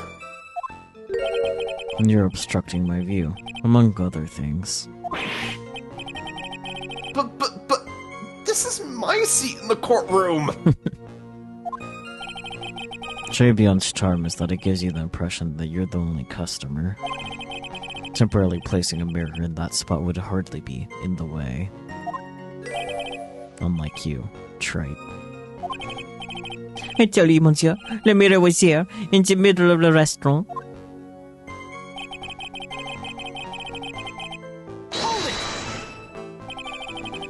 And where would that be? Oh, Nana, look how you lean towards me. I always attract the younger boys. Maybe I should keep you in suspense a little longer. Sir. Mr. Armstrong, tell the court what you know at once. I attract the older ones too, you know, handsome. Shall I tease you too? It was very effective. Apparently. Judge wasn't expecting that.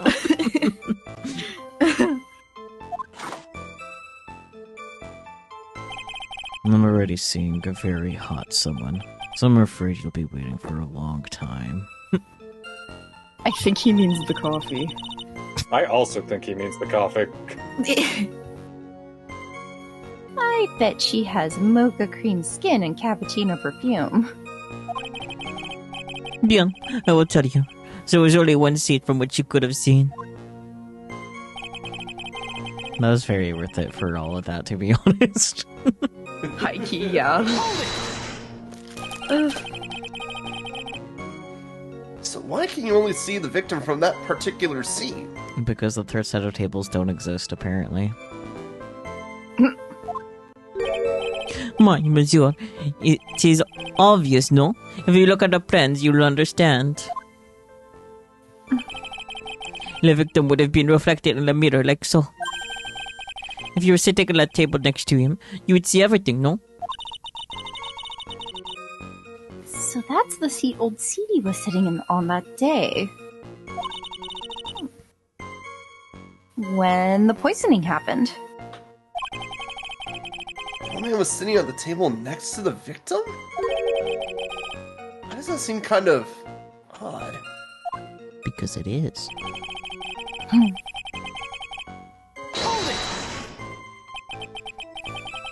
Did you move the mirror while Mr. Kudo was off calling the police? Oui, exactement. I carried it out of the restaurant, yeah. You moved a huge mirror like that all by yourself?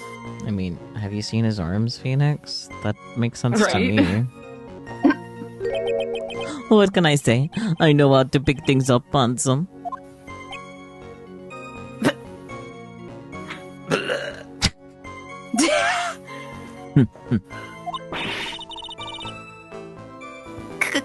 Joe actually laughed at something.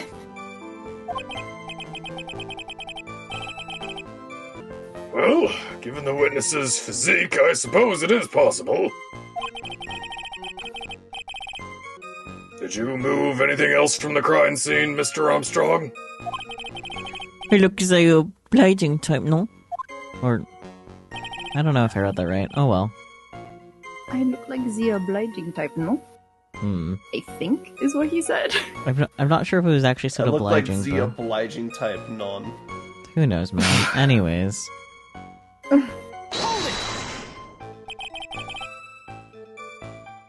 Are you sure about that? I touched nothing except the mirror. Ah, Mr. Wright, is there something the witness has said that doesn't match the crime scene? yeah, there is. Just can't put my finger on what exactly. Suffering from a case of heartburn. Trait. Oh, I was just sitting for that. An oil with golden mirror and Frankensteins. What? Frankensteins. I don't know. Frankensteins. I don't know, man. Frankensteins. And a few drops to your coffee. And voila. Enjoy. You're not supposed to, like, consume essential oils. Focus, Phoenix. Breathe.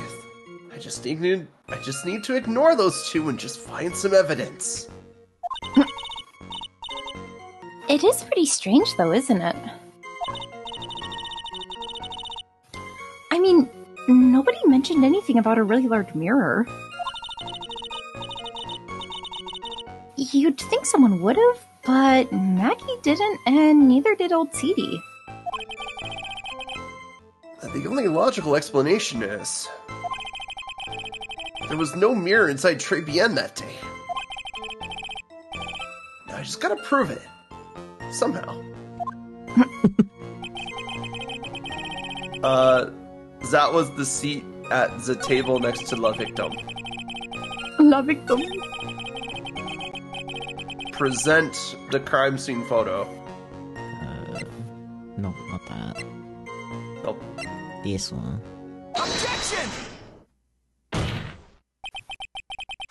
This piece of evidence contradicts with the testimony we have heard, Your Honor. The crime photo?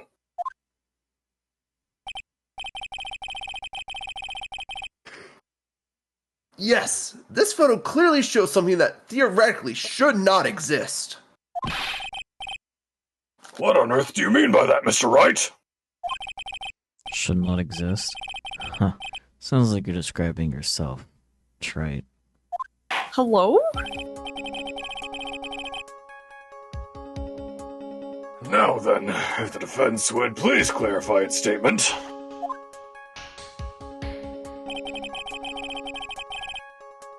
Basically, he's point out basically what the contradiction is, or Yeah, the thing that point. shouldn't exist. Yeah, the thing that shouldn't exist. Something like that. Would you please point out the thing that shouldn't exist, Mr. Wright? The vase on... Points at Godot. But the vase at the last table here, right? Yeah.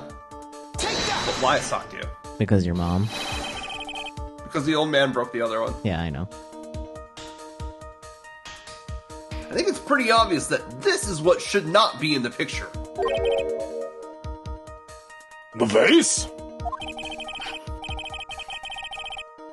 What possible connection does that have with this witness's testimony? Oh, Judge. Your Honor, I'm telling you that there should have been no vase at this table. Because it very clearly contradicts with this piece of evidence. Yeah. There's one thing that was clearly demonstrated by yesterday's testimony. Mr. Kudo broke the vase that was on the table where he was sitting. And yet, as the court can see, there's an unbroken vase on the table next to the victim. Why? Because Mr. Kudo was not, in fact, sitting at the table next to the victim at all. Objection! Don't be an idiot, Trite. That's impossible. That seat's the only one Kudo could have seen the victim's reflection from. Exactly! Gasp. There is only one conclusion that we can draw from this contradiction. There was no mirror in Trebian that day. Your testimony, Mr. Armstrong, is an elaborate lie.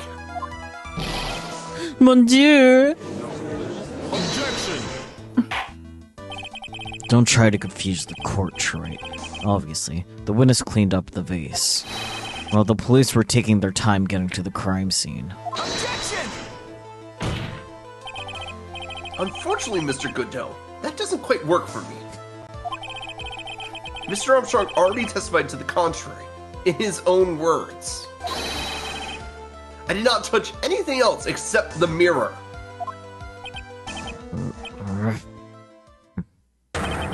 Grar.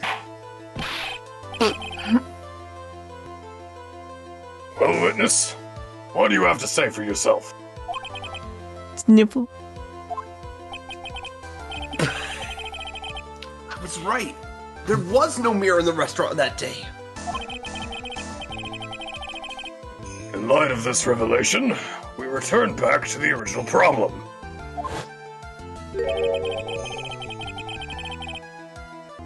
Why did the victim have an earpiece in an ear in which he couldn't hear? For fun. Ha. Ha.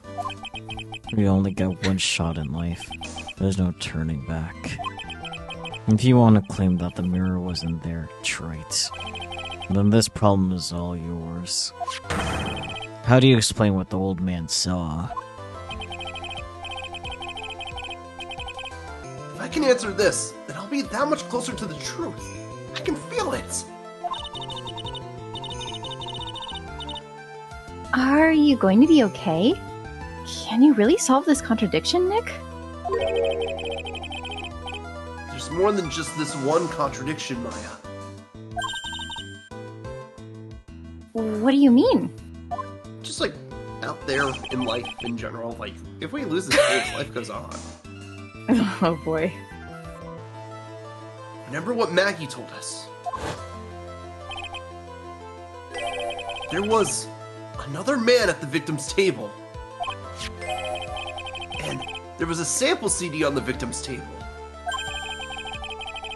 It all flies in the face of Mr. Kudo's testimony. And I think I know the reason why nothing in this case is adding up. Obviously because it's multiplication. So before we get Hey. too much further, what do you guys think is going on here? Man. I think the Frenchman was threatened into covering up what happened. I mean, yeah. Yeah, that's Bien pretty sûr. obvious, but he wouldn't have been able to cover up while the crime was happening. Mm-hmm. Mm-hmm. So how did they manage to essentially remove people and objects while the crime was happening? Distraction. Because one guy left to find cops for a time period and the other one was passed out. So the people who were, like, involved were able to do what they needed to do. So a lot of this has to do with the winning lottery ticket and the fact that a lot of people involved are in debt. Mhm. I think Violetta's the one who put the poison in the coffee. Mhm. He's a programmer who was working for Blue Screens. He made a virus to sell for money because of his gambling debts, Mhm. which also involved buying lottery tickets. I think, man, but then he right. He borrowed money from Tender Lender at some point Mhm. and couldn't pay his debts to them back, which is probably why Viola poisoned him because they came to collect and he couldn't pay up. Yeah. Essentially. Why is Armstrong in debt again? Restaurant. Restaurant, right? And it doesn't have a lot of customers. All this shit with the mirror is so confusing. I'll make it simple. There is no mirror. Yeah. Okay. That's what I thought. There you I go. was like, there's no way. Okay. There is no mirror. Mhm. That Okay. is just a confirmed fact at this point. Mhm. Okay. No mirror. Very cool. All right, well, keep those thoughts in mind. Let's keep moving a little bit forward Okay. here. Mhm. Okay. Well, Mr. Wright, let's hear your answer. Yes, Your Honor. The reason behind all the contradictions in Mr. Kudo's testimony is simple. Mr. Kudo made a mistake. The ear doctor made a mistake. The victim was a phony. Hmm. What are we feeling now that we've seen our choices? The last one's interesting. I think it's unlikely the ear doctor would have made a mistake. Yeah, no, Yeah. like professional. Yeah, professional. And like we've literally never even like seen the ear doctor. I don't think they have that much to do with it. Yeah. And we can't say Kudo made a mistake because we're trying to prove that like all the contradictions make sense. So I guess the victim was a phony. Plot The twist. victim was a phony. Yeah. Oh, right. Remind me, why did he supposedly have his eardrum rupture? Because he was punched in the head for some reason. Right. Thank you. Yeah. This case is riddled with contradictions. Yet there is one very simple answer that clears them all up. And that is? Close enough. The incident Mr. Kudo witnessed and the incident the victim experienced were two completely different events. What? Yes, the victim that Mr. Kudo saw wasn't Mr. Glenn Elg at all. It was an imposter, a phony pretending to be Mr. Elg. Obviously, unlike the victim, there was nothing wrong with the imposter's left eardrum. And that's how he ended up wearing the earpiece in his left ear by mistake. Huh.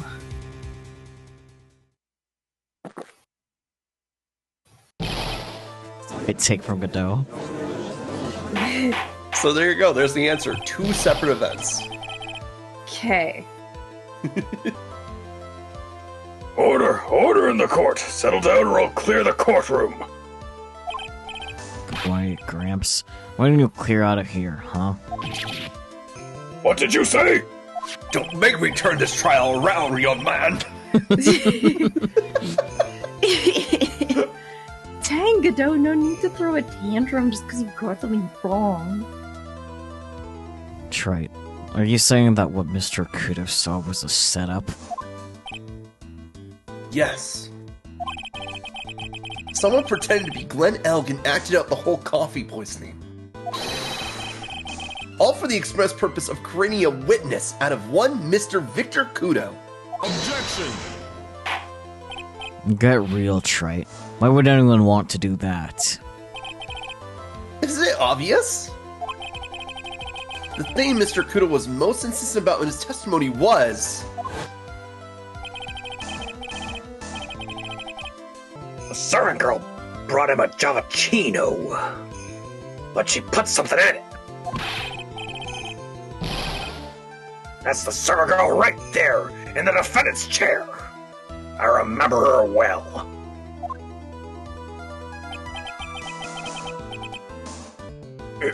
It's so hard to believe, but There was one, and only one reason to show Mr. Kudo this fake poisoning.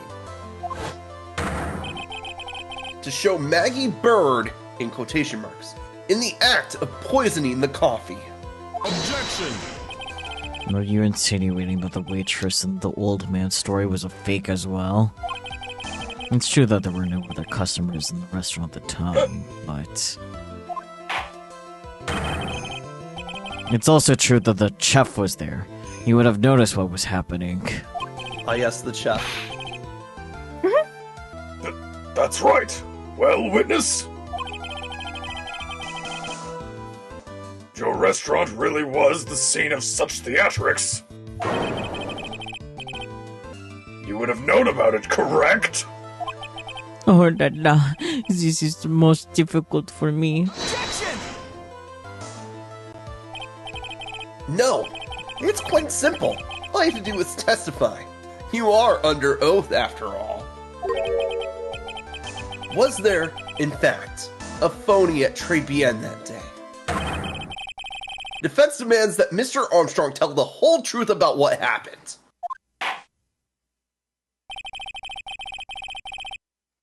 The defense's request for additional testimony is accepted. You will accurately explain in detail the events in the restaurant that day. Oui. In the restaurant. La victim, Monsieur, he came to my restaurant alone. I remember the old man arrived not long after you. There were no other customers. When he got word you won the lottery, Mong, Eric became very excited. It was approximately 5 minutes later that the poisoning incident occurred. La poisoning. No, there was no time for Opponent to do the acting.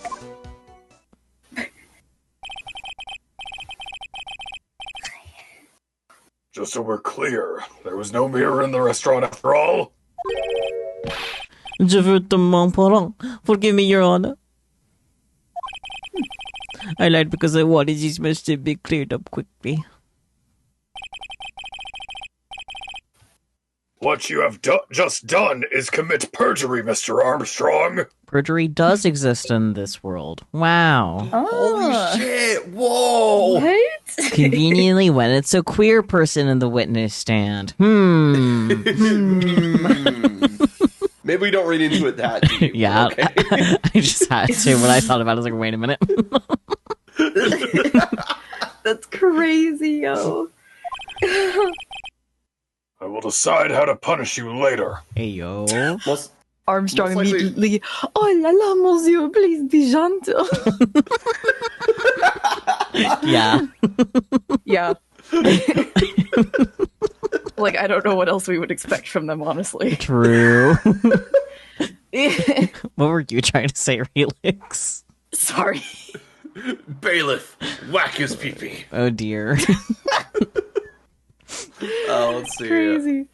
I don't know. That caught me so off guard. Fair. Oh my goodness. Me. For now, we will hear your cross-examination. Mr. Wright, if you please. Old Man Yowie 2 Electric Boogaloo. So true. So true. There's a surprising amount of Old Man Yowie in this game. Yeah. There's a Not that I'm surprising amount of complaining. gay men in this game. What are you talking about? All of You know them what- study law. What a strange occurrence that is. And I'm not complaining. It's just kind of funny that it's not just Phoenix and Edgeworth. It's like All all the of them. men. All of them are like See? this. I told you. is the gayest series written by possibly the straightest man ever. Exactly. He took that perjury charge a bit too well. I'm guessing he'll be in more serious trouble after this cross-examination. I still really like that when he gets anxious, he just pulls the pedal more fast. Like, Yeah. quickly.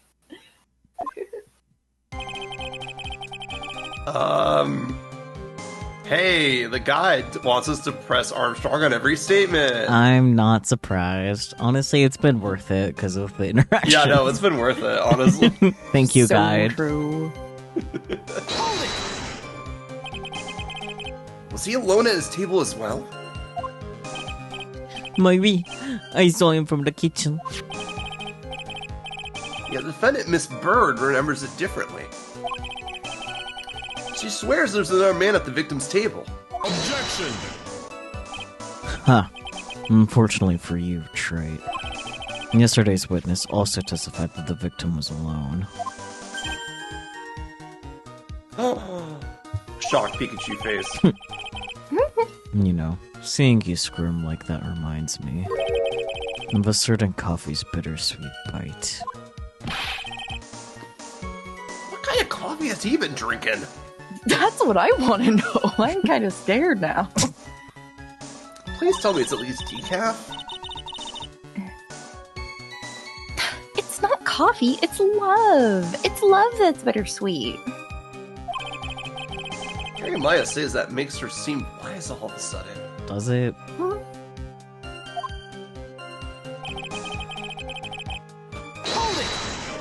I remember La Old Man.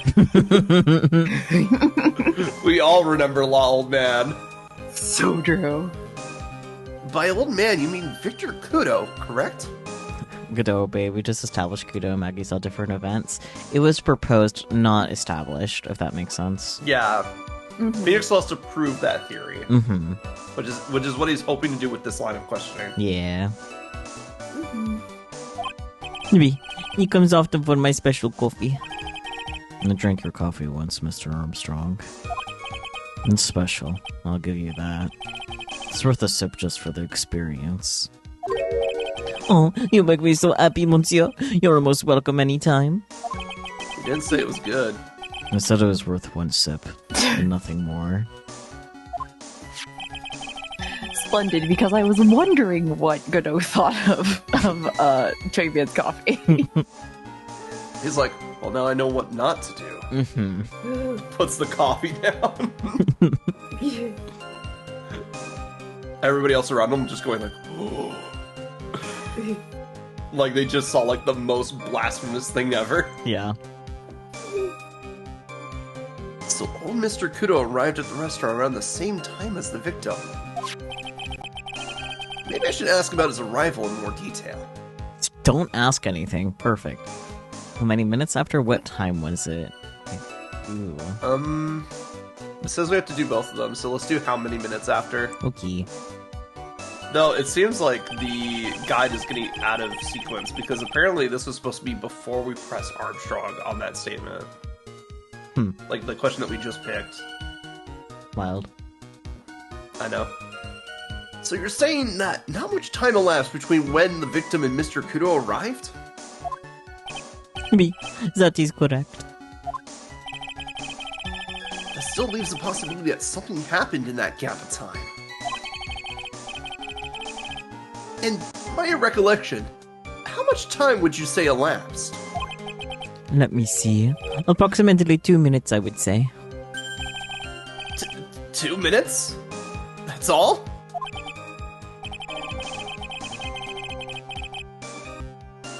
It seems unlikely that anything untoward could have happened in such a short time.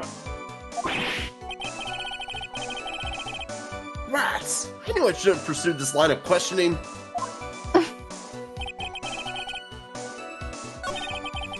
Back to this one to press it again. Past the other one. Oh! Okay, I see what's going on now. So this is also a guide on how to get all the achievements. Mm-hmm. So they're also taking us through all of John's dialogues. That way we get all of the words for John's foreign language course achievement, so that's why they're having us like press every statement and stuff like that. I had a feeling, to be honest, because I remember checking before and not like seeing that achievement done yet, so...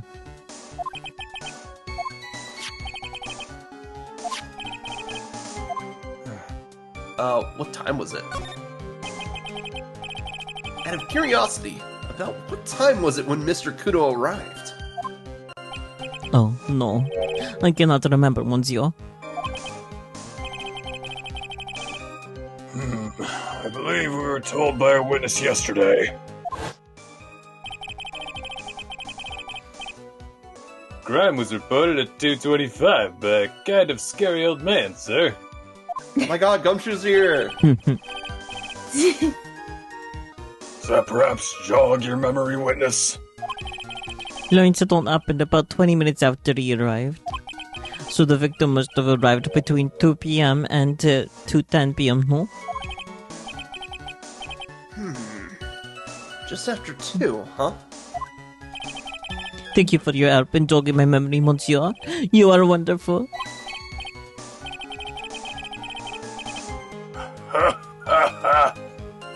I can't sit here all the time and do nothing now, can I?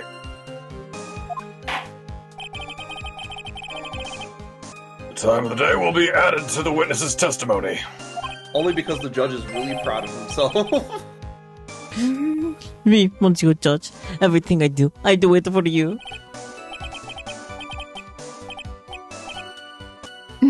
Merci bien. Merci bien. That's French, isn't it? Perfect delivery, 10 out of 10. I'm glad at least one person is in a good mood. He's even humming a song to himself.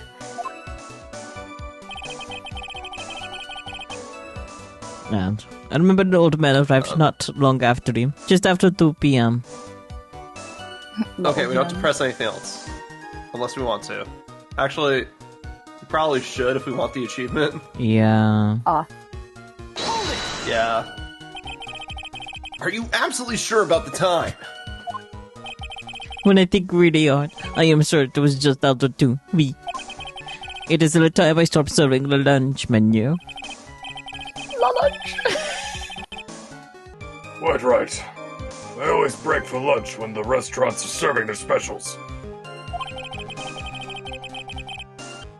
I've been known to wind up a case early just to make it on time. Judge, that's not a good thing to be known for. I guess you should never get between a hungry judge and his lunch. We can offer him some beanies if we got it. Oh, would you look at that? It's almost lunchtime already. Witness! Get on with your testimony, please. I don't think we pressed the statement, right? I don't think we have. Yeah. If it starts looking familiar, we'll just stop. We'll just Yeah, click through. blitz through it. So, your only customers were Mr. Kudo and the victim? Objection! How many times do you ask the same thing, Trite? You never catch me drinking the same blend twice. Huh? And you're trying to establish the presence of a phony victim in the restaurant. But you're wasting your time. You can't grind birdseed to make coffee, if you catch my drift. I would hope not. Have you tried it?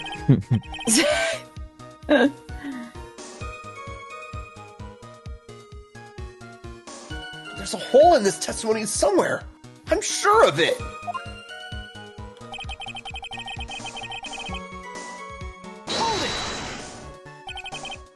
Did you see him? No, I was in the kitchen, but I heard him. I remember him shout. Man. I remember him shouting, "Yes, I have $1 million!" Presumably the defendant heard that too then, correct? Maggie? She looked like a poor little frightened dove. And what about Mr. Kudo? The old man choked on some bird seeds that got stuck in his throat. That's crazy.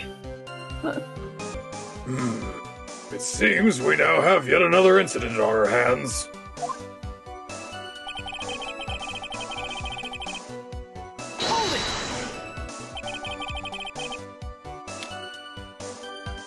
And what were you doing at that point? Without any customers, you must have had time to kill. Heh, Gil. I am a multi-talented woman, monsieur. Sorry? What do you mean? There is the renowned chef, John Armstrong, and the tragic poet, Clarice Armstrong. Clarice? I forgot this fucker wrote poetry. Me, I was writing a poem, an angry tale of a chef and $500,000 of debt. Cooking for a man who won $500,000 on the lottery. It is called Pourquoi? It means why. Perhaps I could recite it for the court. La court. Please don't. I love that it's titled Pourquoi. Yes. Nothing fancy like the world laughs at me or... Yeah, just Nope. why? Why? You mean you contacted the police as soon as the incident occurred? I asked the old man to call from the payphone. Well, your own argument, right? And the purpose of this phony victim's performance was so the old man would see it. In other words, once the incident occurred, this opportunity would completely disappear. Indeed. Bien. It seems the shadow of doubt has been lifted, n'est-ce pas? So what?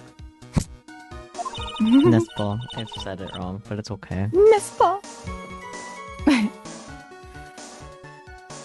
I guess Mr. Armstrong is connected to this case, huh? No shit, Sherlock, where have you been? Girl, Maya, please. Maya, what planet have you been to, and can you take me next time? Focus, Watson. Absolutely. Someone's impersonating Mr. Elk. I refuse to believe he was oblivious. He was there the whole time, after all. But if you're right, wouldn't Maggie have noticed too? She fell unconscious when the incident occurred, remember? But she doesn't.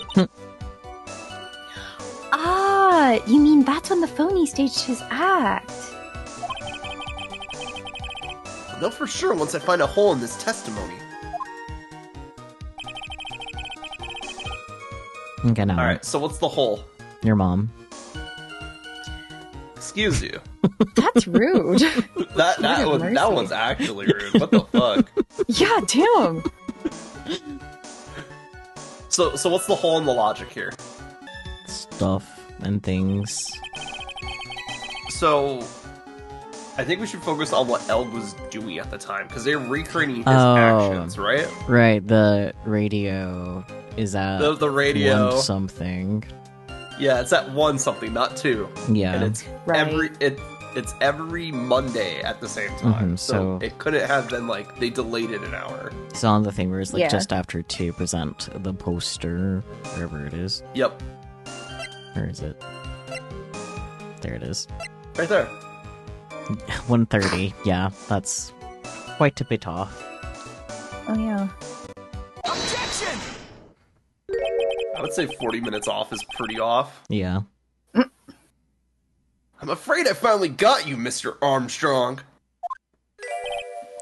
Go on. What do you mean?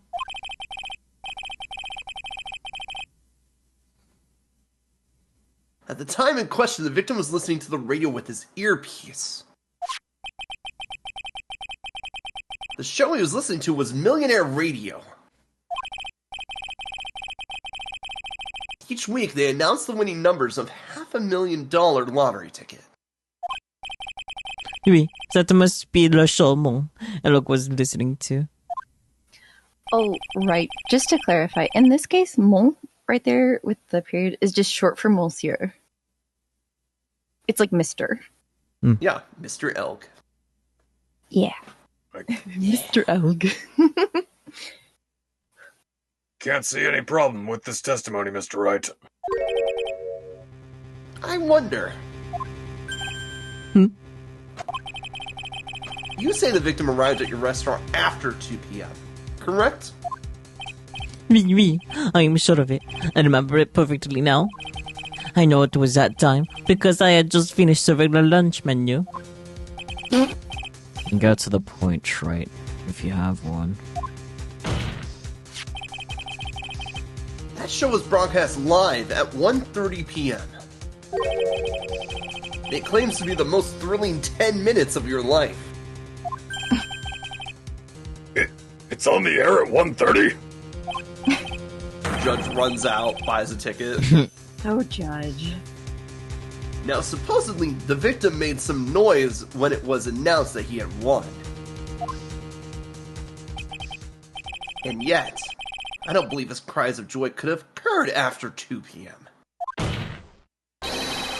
Because the show had already finished more than 30 minutes earlier by that point in time. No! This victim we've been told about has done nothing but the impossible. Listening to a radio with a ruptured eardrum, catching a show that was already over. There's only one conclusion you can draw from these facts. This victim was an imposter, acting out the poisoning 30 minutes after the real murder. Yes, there were 2 Glen Elgs in Trebienne that day. The real Glen Elg, now dead, having been poisoned by the real killer. And the phony Glen Elg, acting out the events for Mr. Kudo to witness. It certainly seems that way. I mean, if that wasn't the case, how could you explain the discrepancy? Sure, fuck it, it's fine. Objection! Quite a performance, Trite. You're almost on a roll. But sadly, you lack the rock-hard foundation of rhythm to build your song. What is this? Music Theory 101? It is now. Let's recap. According to your imaginative theory, it's now just after 2 p.m. And the phony elk is performing a play for the benefit of Mr. Kudo. How do you explain, then, where the real Glen Elg is? I don't believe I have to spell this out for the court. However, at the time, the real Glen Elg was already dead. That's certainly the obvious conclusion. Objection! Thank you, Trent. That's exactly what I was hoping you would say. What? Now, I presume you can prove this theory of yours. Can you explain where the missing corpse went to? The missing corpse? According to the old man's testimony, there was only one other customer there.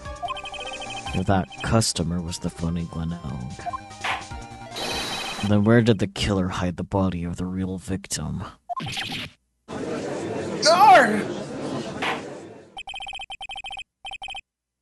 The prosecution has a valid point, Mr. Wright. If your theory is to stand up to examination by the court, you must provide us with proof by answering the prosecution's question. Where did the killer hide the body? La kitchen. La cuisine. Yes, Your Honor. La poison. No conjecture, Trite. Let's hear some facts for once. No printer. Just show the court a piece of evidence that proves where the body was hidden. Evidence?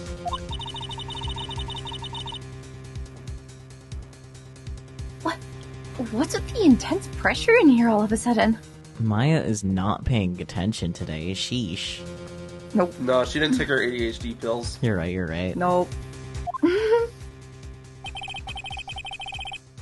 thought I had him with that contradiction. I just turned it all around and backed me into a corner instead. I mean, it is his job. Well, Mr. Wright, the court will now hear the defense's theory and evidence. First, where was the body of the real Mr. Elk concealed? Well, obviously inside Trevion, correct? Yeah. I mean, you already picked out a really good spot for it, too. So. Yeah. It would have been too dangerous to take the body outside. Obviously, the body must have been hidden somewhere inside Trevian. Interesting. But where could a body have been hidden inside a restaurant?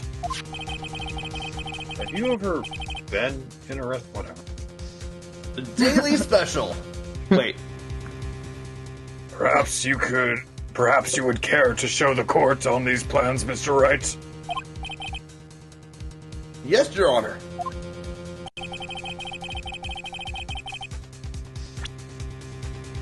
The exact location where the body, blah blah blah, concealed inside Trevian is... Well, I then, missed like half that line. it's fine. You got the gist of it. The entire kitchen, I wouldn't say is precise, but, like, the entire kitchen. The entire kitchen, somewhere in the kitchen. Probably the freezer. Probably the floor. The body was hidden here! I see. Nice supposition. Well, the real question is, can you back it up? Where's the evidence that proves the body was hidden in that location? Yeah, that's the trick question, isn't it? Yeah. Oh, Well, we just the need medicine. a piece of evidence. Yeah. I was about to say, we just need a piece of evidence that was found in the kitchen that connects to Yeah, Blood Elk. that was like part of why I mentioned the kitchen earlier, to be honest, but then I proceeded to forget about it. I knew there was a reason I was making this point, but damn, I forgot it. This is why I can't be an actual lawyer. Well, also, you go have the training in law school. I and, mean, I could fix like, that. This is But the this is fedora. fake lawyering. This is fake The lawyering. fedora. Wait, does that mean I'd be good at it? Because I usually remember how to recap what happened last week. I mean, recapping isn't the only skills necessary to be a lawyer, but you definitely No, be yeah. a hell of a good lawyer in their universe. Yeah, True. In the universe of the game, I bet we'd all be amazing lawyers. Real life, though, Yeah. No, not thank just you. I don't want to memorizing be a laws. lawyer. it's not just memorizing laws. It's about like a bunch of research, building a case, Hmm. getting all of the facts for your story and stuff like that, and then really it's just like who can convince the others, who can convince the court of what. So true. And also there's like laws where you can't practice law without a you know, that little thing that says that you're a lawyer. So true. A license, there we go. Mr. Armstrong, do you recognize this bottle? No. I have never seen that ugly bottle before in my life. I only use the very best bottles, monsieur. Is the highest quality order for me?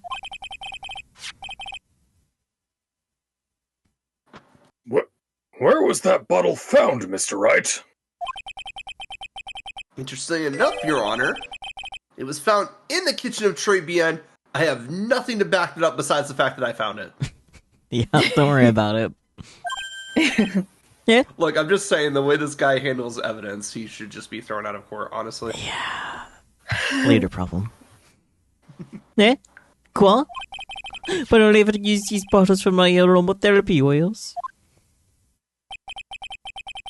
This bottle doesn't contain aromatherapy oil, Mr. Armstrong. No, it contains a medication. What kind of medication? I'm sure everyone remembers, don't they? That Mr. L visited... Fucking word. If you don't feel like it, you can just say ENT, because that's basically the same thing. Otolaryngological clinic. Yay. You are literally so close. Otolaryngological. Or otolaryngological. The only First one sounds thing better. I know is like Laren is like close to like audible something. That's it. So, interestingly, this is sort of close to my chosen field, which is why I'm like, hello. So an ENT is an ear, nose, and throat clinic. Your larynx is like your throat. Mm-hmm. But basically Sorry. an ENT. I'm chopping pretzel here. No, you're good. That's all good. That Mr. L visited an otolaryngological blah blah blah clinic and was given medication that day.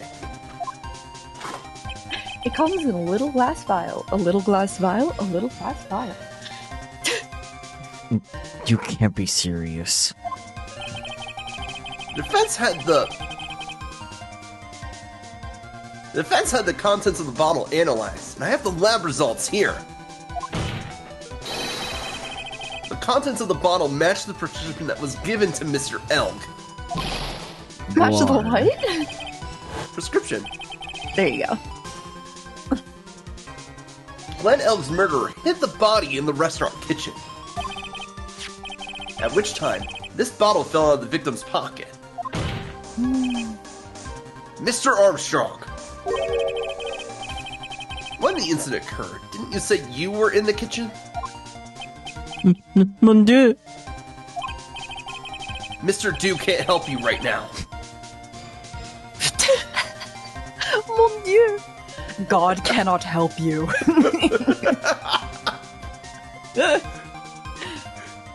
Yes, you know what I'm about to say. It was you who hid the victim's body. You did a fine job pretending to defend my client, Maggie Bird, however. You were setting her up to take the fall behind the poor girl's back. No.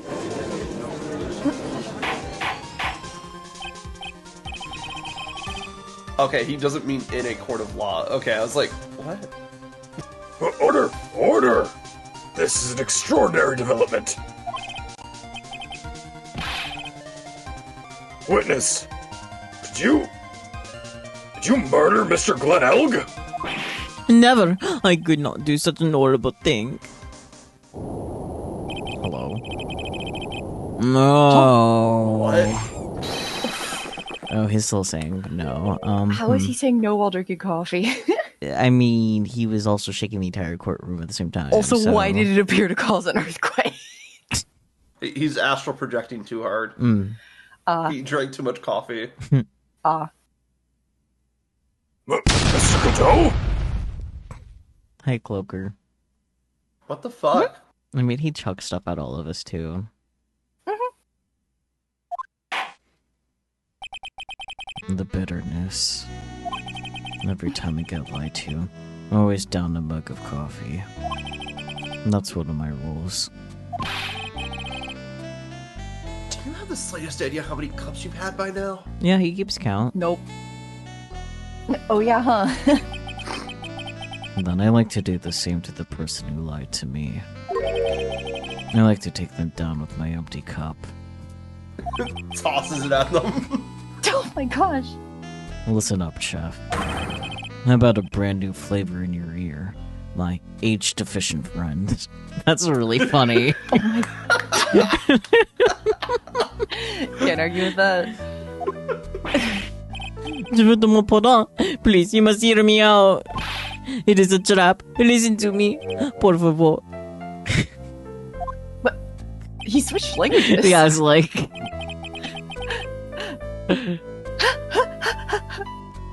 Yo habla español. Yo hablo español, Mr. Armstrong, and por favor is Spanish. That's what you tell him. You tell him, Spanish judge. I'm only going to ask you once. Did you do it? No, no, no, absolutely no. Let's hear it. You've got one shot. Right, Gramps? Witness, the court will permit you the chance to make one final statement.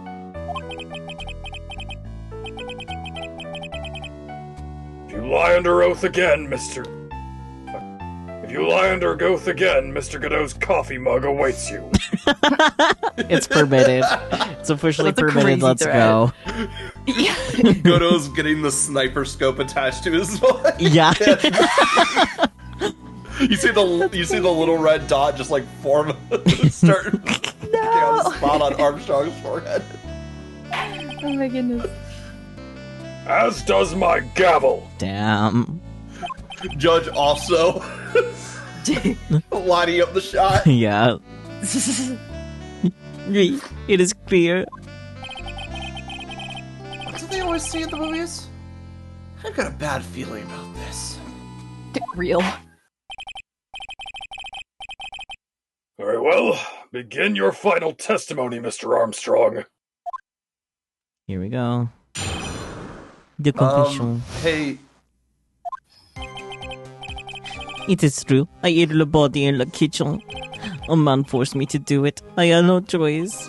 I had to go along with him because there was a reason why I could not refuse. But I did not kill him. I swear it. You must believe me.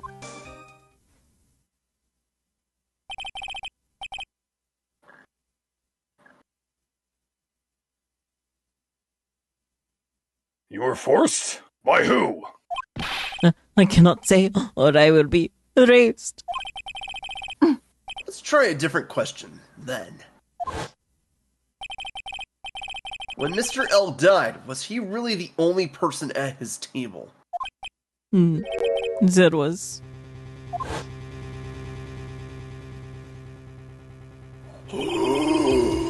There was another man.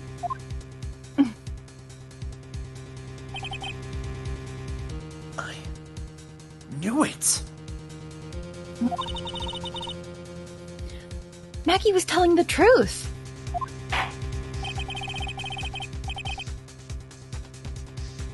You may cross-examine the witness now, Mr. Wright.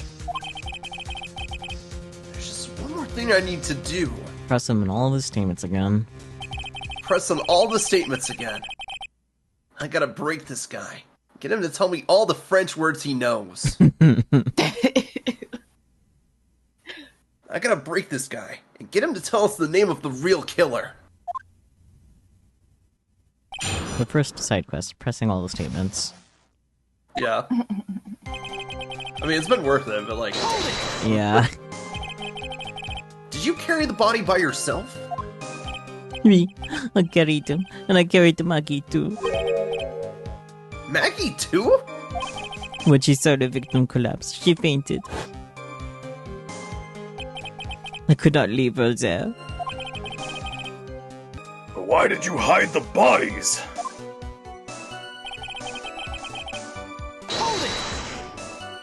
La Man. La mom. La Man? Who was he? No, I cannot say. I fear for my life. He's really scared. You'll just have to put the words in his mouth, Nick. Gross.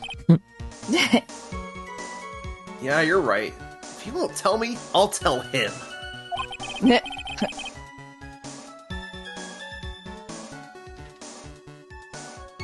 Why would you go along with this man?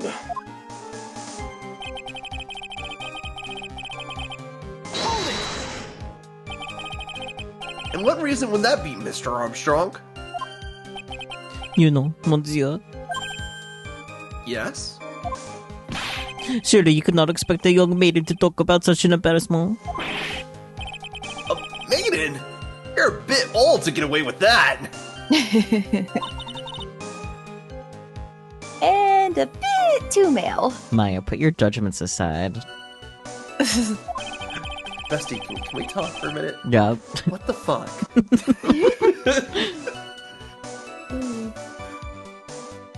can't finish the cross-examination without establishing his reason. So I'll just have to prove it. With evidence.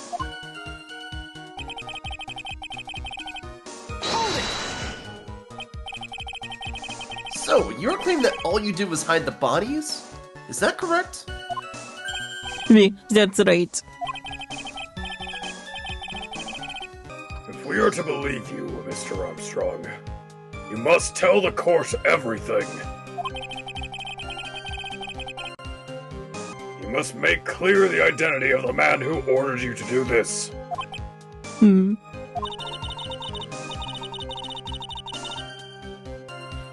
He's already confessed this much. He might as well stop dancing around the real issue. Yeah, but he really doesn't want to tell us who the killer is. Then suck it to him, Nick. Start taking off his shoe. Okay! Goodness. Yeah, that's not a bad idea. Holds up a sock puppet made from his own sock. Oh. Go to a man forced me to do it. I had no choice. Mm-hmm. La Taiga. El Tigre. Objection! Like I said, La Tiger. Mm-hmm. Let's end this dance of ring around the rosy, Mr. Armstrong. This is the man that you've been referring to. Ah! Who is that? I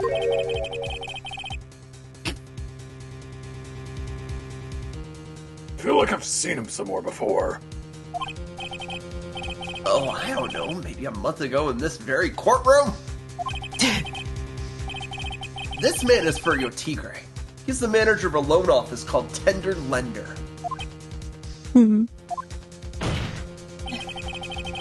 There's no point trying to hide the truth anymore, Mr. Armstrong.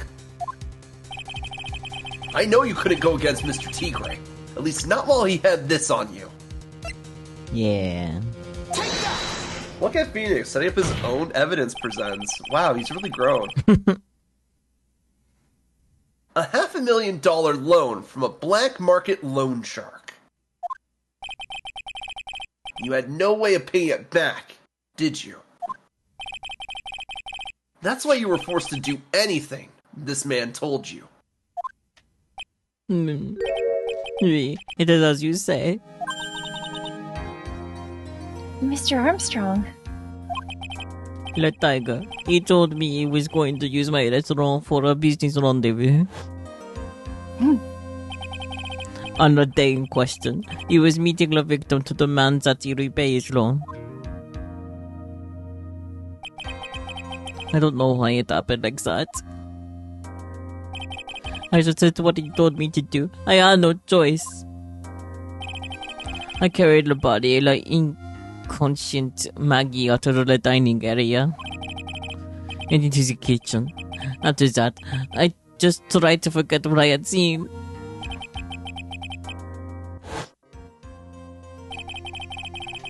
I think we can now safely say that the man who forced your hand was Mr. Furio Tigre.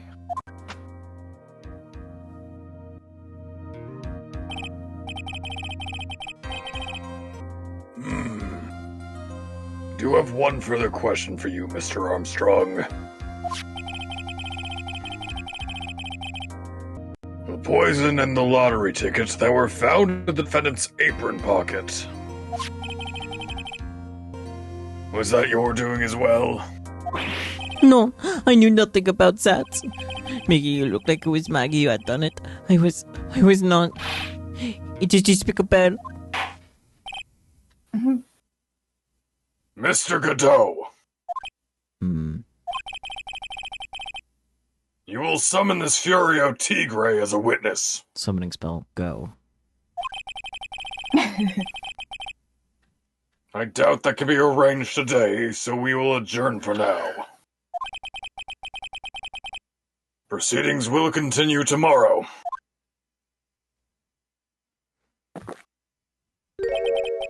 $30 minutes. What? All Godot's mad. And trial will go on. I'll see to it myself. I need half an hour to get that guy on the stand. Not a minute more. How the... Don't sit back and relax yet, trite. No one knows if that chef is really telling the truth or not. This trial could still go either way. Very well. Your request is Very well. Your request is granted, Mr. Godot. Granted. We will resume once Mr. Tigre is ready to take the stand.